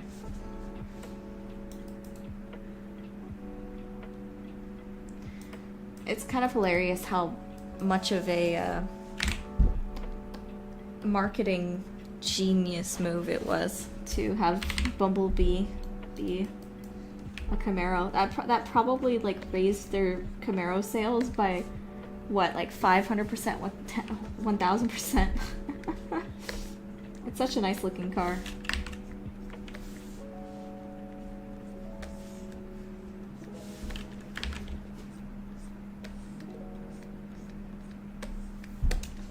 Since we're on the subject of cars, I've seen a few people driving around my city in the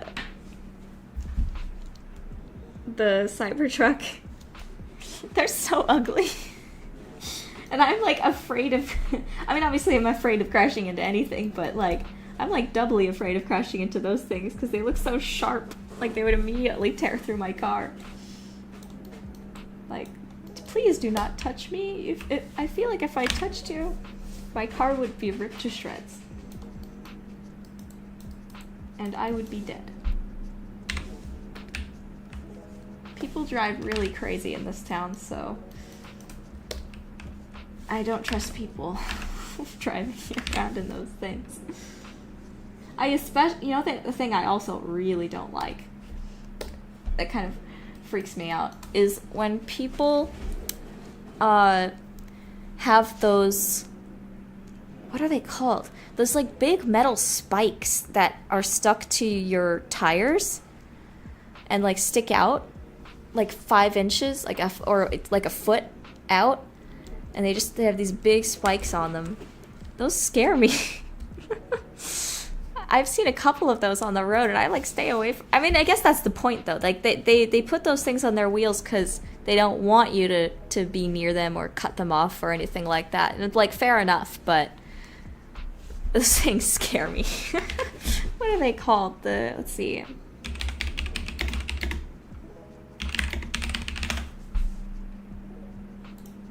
Wheel spikes, they're called, I think. See, these, I've seen these, but these are tame. Like, if a car is close enough to get touched by these, then they kind of deserve to get their tires ripped up. But I'm talking about ones that go out like a foot. Like this. But I feel like I've seen one that's even longer than this on the road. And I was like, what are you doing? Why do you need that? This one! Okay, this is the one I saw. I saw this when I was on the road, and I was like, this is awful. This is scary. I would not want those on my car because then I would be terrified of like scraping it on something when I'm trying to park. Or especially if I'm trying to park in a tight space, it feels like this would just get in the way more than anything else. Like, this feels like such a It's, pardon my language, it feels like such a man thing to do. Not to be a misandrist or anything. I feel like only men do this. Specifically those kind of alpha male guys. This is crazy. It just feels impractical. Like, oh, you're such a big man. Great. If you run into me, then my car will be screwed up. Thanks.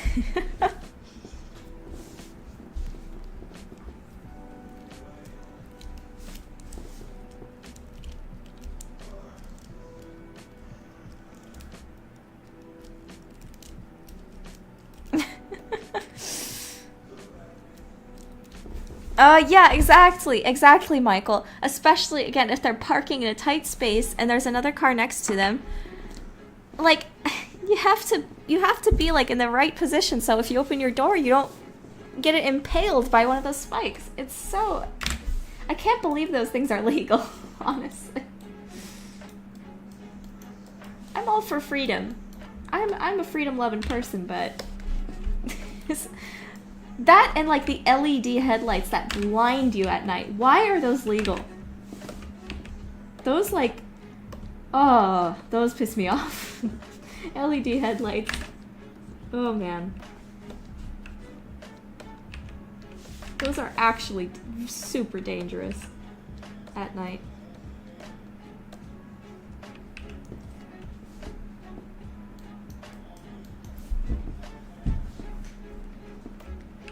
See, I can, like, see the appeal of making a car or truck that's very unique looking and kind of, like, futuristic looking, right? But the Cybertruck doesn't look like that. It just, like, people have said this over and over, it looks like a unrendered PS1 model. It just doesn't look cool. It looks like a box. And it's really dangerous. There's, like, a lot of safety and construction issues with it that people have been pointing out. I don't think there's anything wrong with wanting to make a cool looking futuristic truck, but it is not any of those things.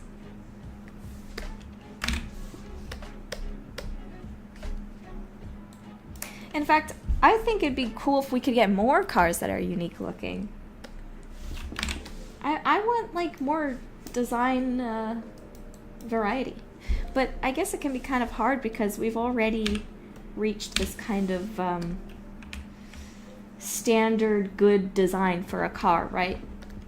Like, there's been so many safety tests and things that we sort of already know what the kind of ideal shape and design for a car is. So it can be kind of tough to try to design something that's super unique without having to, you know, retest all these safety features. And I'm assuming that's the reason why we don't get a lot of unique cars outside of things that are, like, custom built, you know?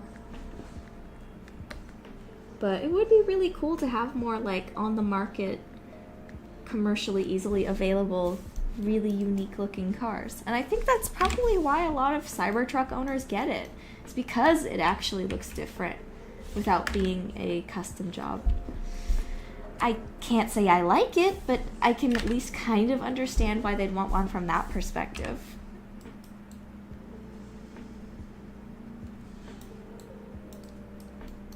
I don't get it, but I kind of get it, I guess.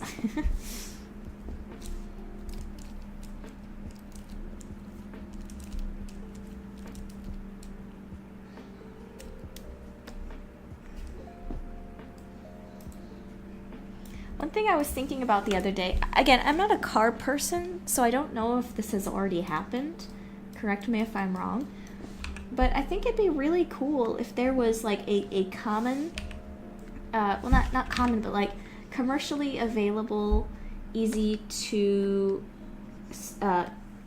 buy remakes of classic car designs. Everybody loves those classic car designs. Cars from the 50s, 60s, 40s. They look so sleek and cool. I'm wondering, why haven't they made, like, remakes? Like, Resident Evil. Why haven't they made like up to modern safety standards remakes of these old car designs? I have them as like this kind of special rerun, I guess you could say, of these older car designs. I would love to get one of those if I could. They'd probably be way too expensive, but it'd be awesome to have like a classic car design that's up to sort of modern safety standards, all that jazz. And it's not like super rare, so you wouldn't have to worry so much about crashing it or scratching it like you do on the actual vintage cars. Again, it probably one of the. Did they do that then? They did a 1994 Cadillac remake? That's cool. They should do that more. I would love to have a classic 50s car remake.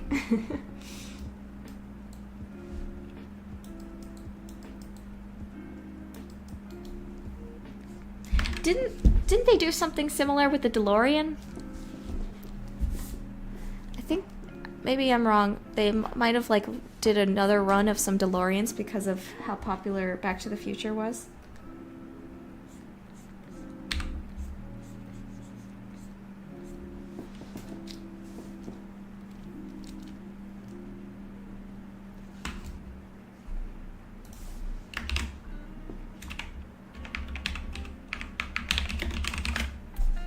I'm curious now.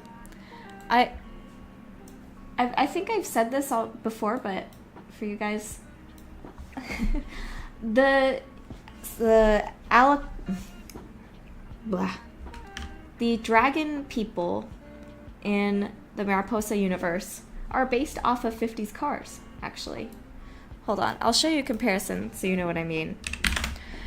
In the Mariposa universe, the 50s planet is filled with these dragon people. And I thought it'd be a really cool idea if the dragon people were like metallic, like they had sort of a carbon fiber mesh metallic skin type of thing. And I thought, oh, you know, what if they were based on like 50s cars? So the idea is that sort of the silver bumper elements, the silver accents are what make up the horns. And then the tail as well is sort of inspired by the fins on the cars. And see this kind of white design here sort of inspired the skirt right there. This white stripe that's framed by the silver.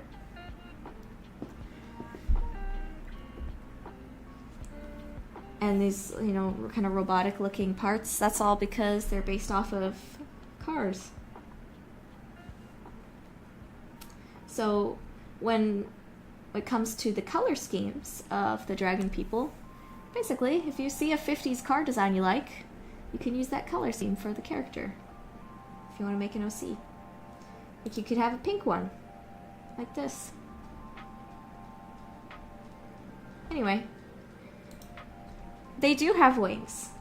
The wings fold out. I think I have an example here. So the wings fold into her skirt. The dragon people, the fabric, that's not a fabric, it's like kind of a plastic kind of feeling. The wings, they have the ability to change their colors like chameleons on the wings.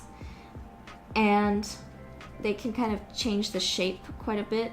And so they can kind of change the skirt shape. Oh, hold on. There should be one for the guys too. The guys fold into jackets. 1 second. Where did I put that? Ah, here we go. Wait, no, that's not it. Here we go. This is where I put like some of the different races for the Mariposa universe. So the guys kind of fold into jackets. I'm still kind of working on that, but that's the idea. is their wings are like a part of their clothes, a part of their style. So they restyle their wings depending on the outfit.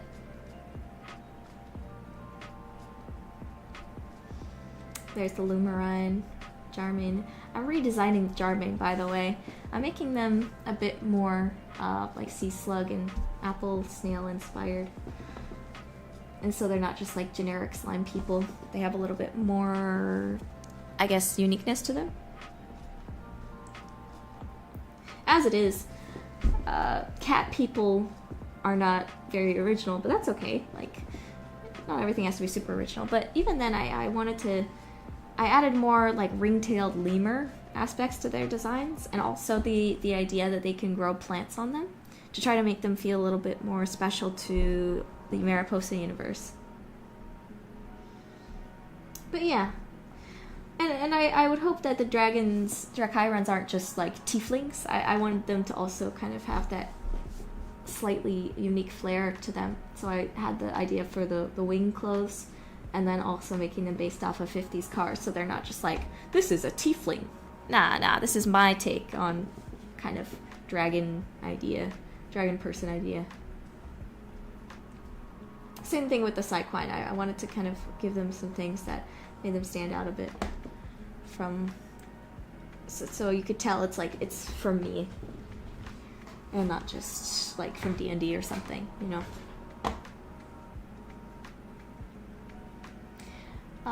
These guys are fun, the Palamots. They're based on the 60s, and they're from the moon of Flutica. Flutica is 70s, but the moon is from the 60s. Alright, anyway. I think we're gonna wrap up in about 15 minutes. It's starting to get late.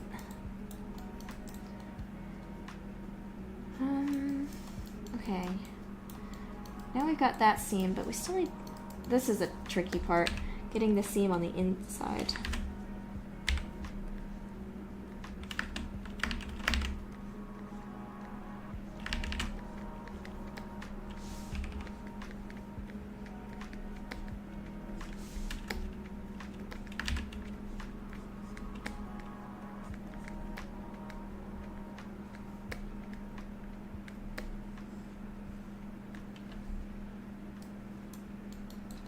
I have considered participating in art fight, but unfortunately I'm always so busy. But I'd love to someday, but I'm just... Every time I think about it, I'm like, yeah, but I still gotta work on this, and I gotta work on that. You know. It seems like such a fun idea, though. Maybe I'll do it like a couple of pieces. But I've never participated in it before, so I don't quite know how it works. I guess it's kind of like an exchange thing, right? Like an art trade type of thing, where you're fighting by attacking each other, by drawing each other's characters and such.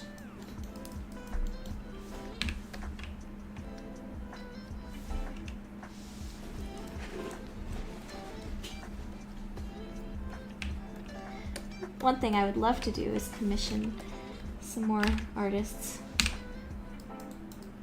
help support other artists as well.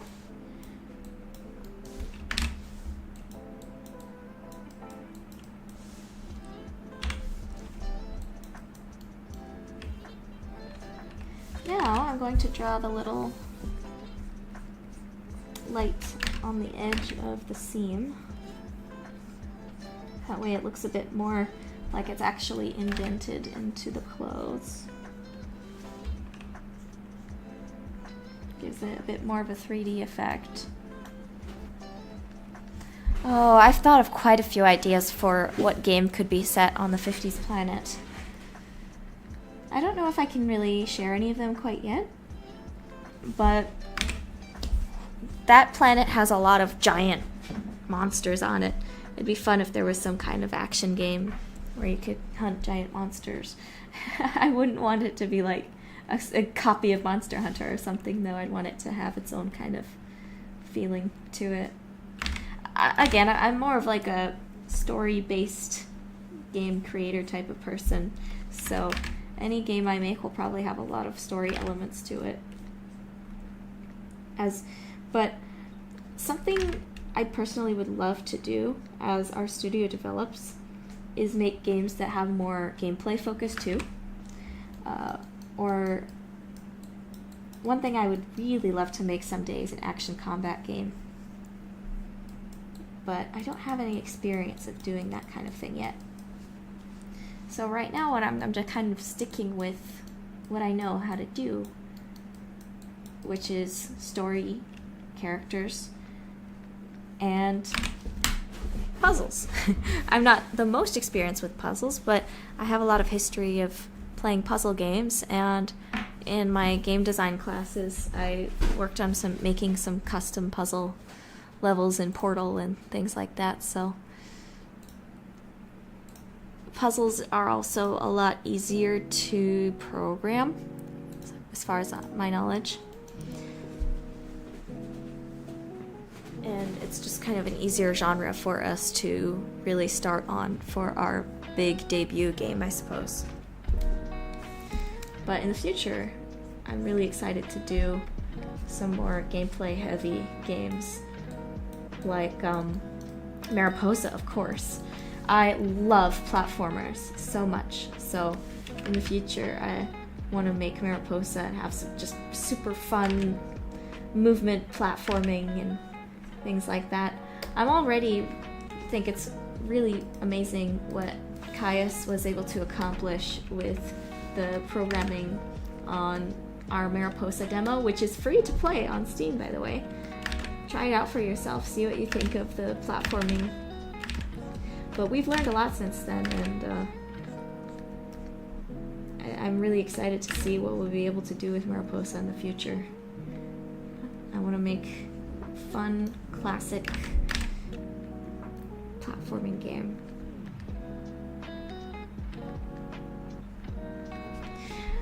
A story-based platformer too. I think the only other game I can think of that does that is Psychonauts. So I think it's going to be really fun doing a story-based platformer. But we have to make sure that we balance it out so that it's not too much story, and then the people that came for a platforming game don't feel like, what is this, a visual novel? You know?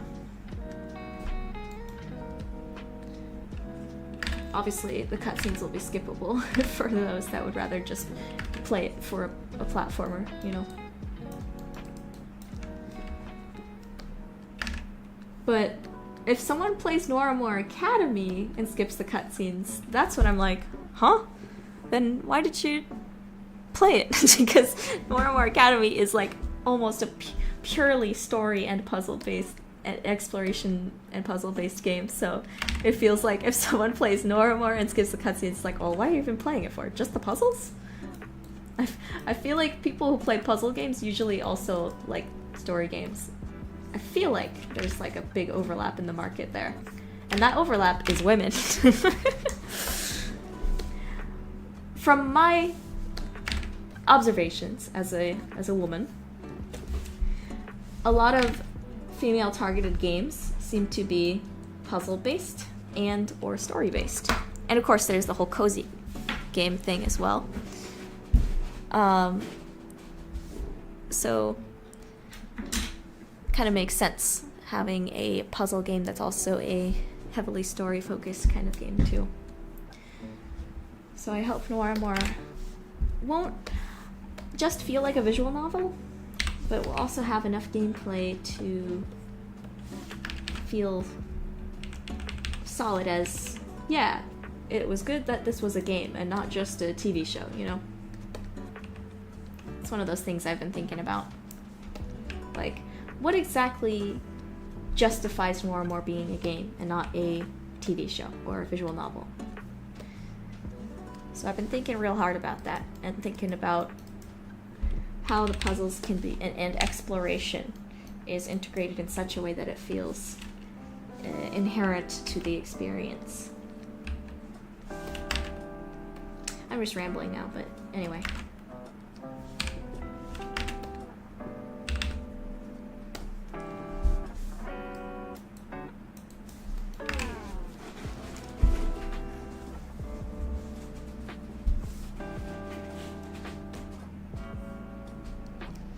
Taylor, it's funny you say that. Fighting games are actually one of the hardest games to make.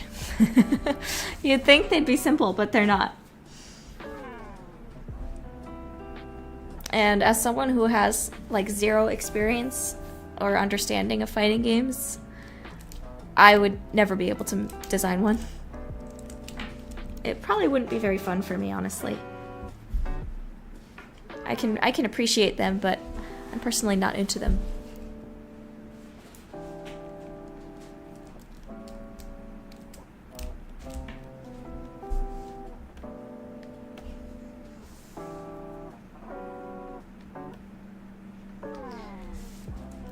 Oh, Genshin, a Genshin-like game, well, which is basically, you know, an open world action game.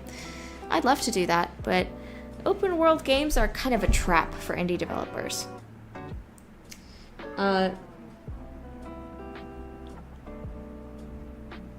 I've seen a lot of indie devs, especially those on Kickstarter, start with an open world game, and it almost always, pretty much always, ends in failure.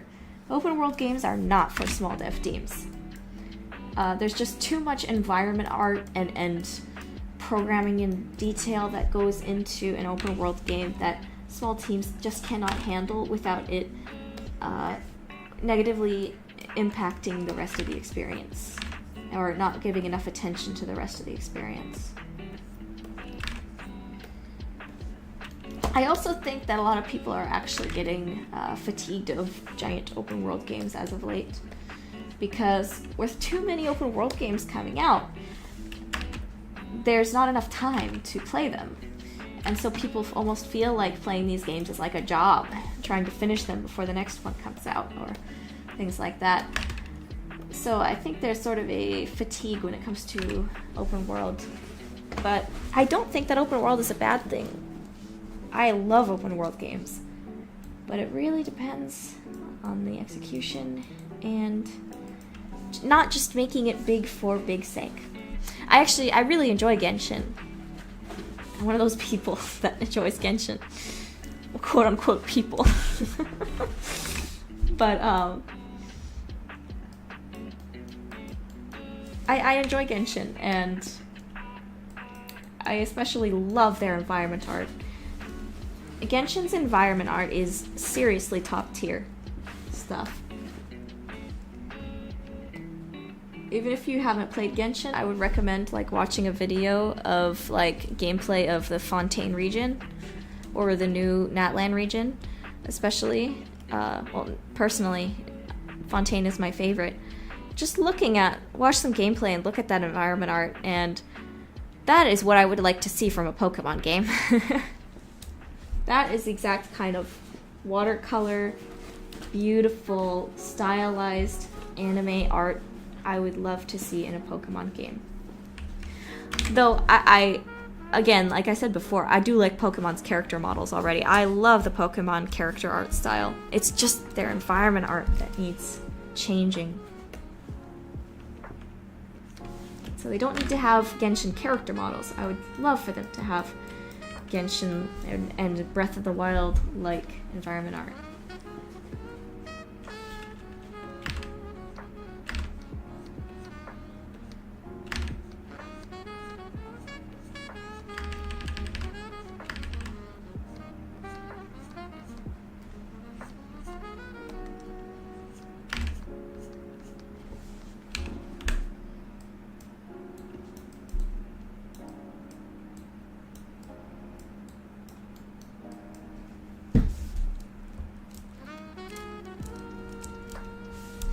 Swirl, it's funny you said that because Genshin is actually one of the like easiest games to play free to play. As long as you're not too like, as long as you're not trying to get a banner character every month, you can play Genshin easily without spending any money. Everything in Genshin is accessible without money, besides getting like the specific character you want. And even then, you can still get those characters from the free tokens. as long as you're not like expecting to get every single new character or every other new character, right? Genshin is basically just a free open world game. You get a lot for it being free. Ah, what the heck just happened? Oh, I pressed the wrong button. Okay.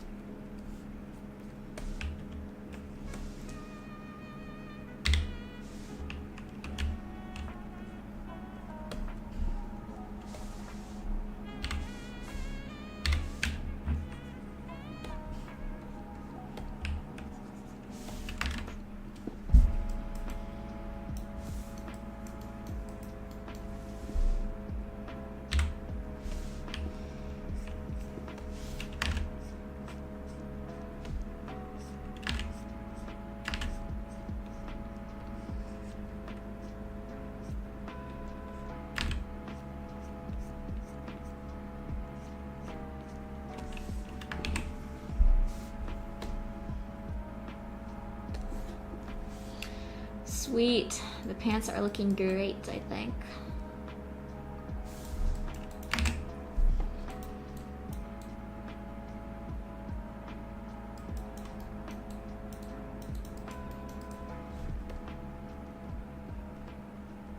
Nice. That's how it looks without textures. This is with the textures. Very nice. So, I think I'm gonna start wrapping up.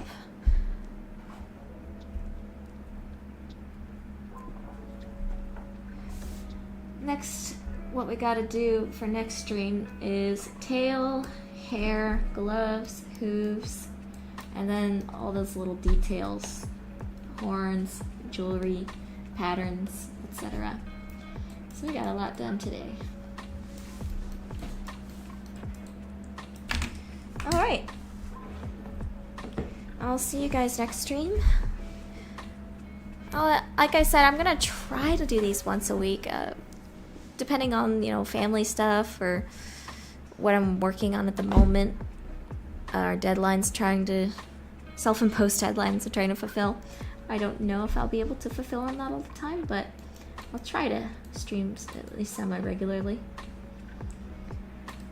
Alright, fellas. Thanks so much for coming to the stream today, and I hope you guys have a nice night. Or day, depending on your time zone. See ya.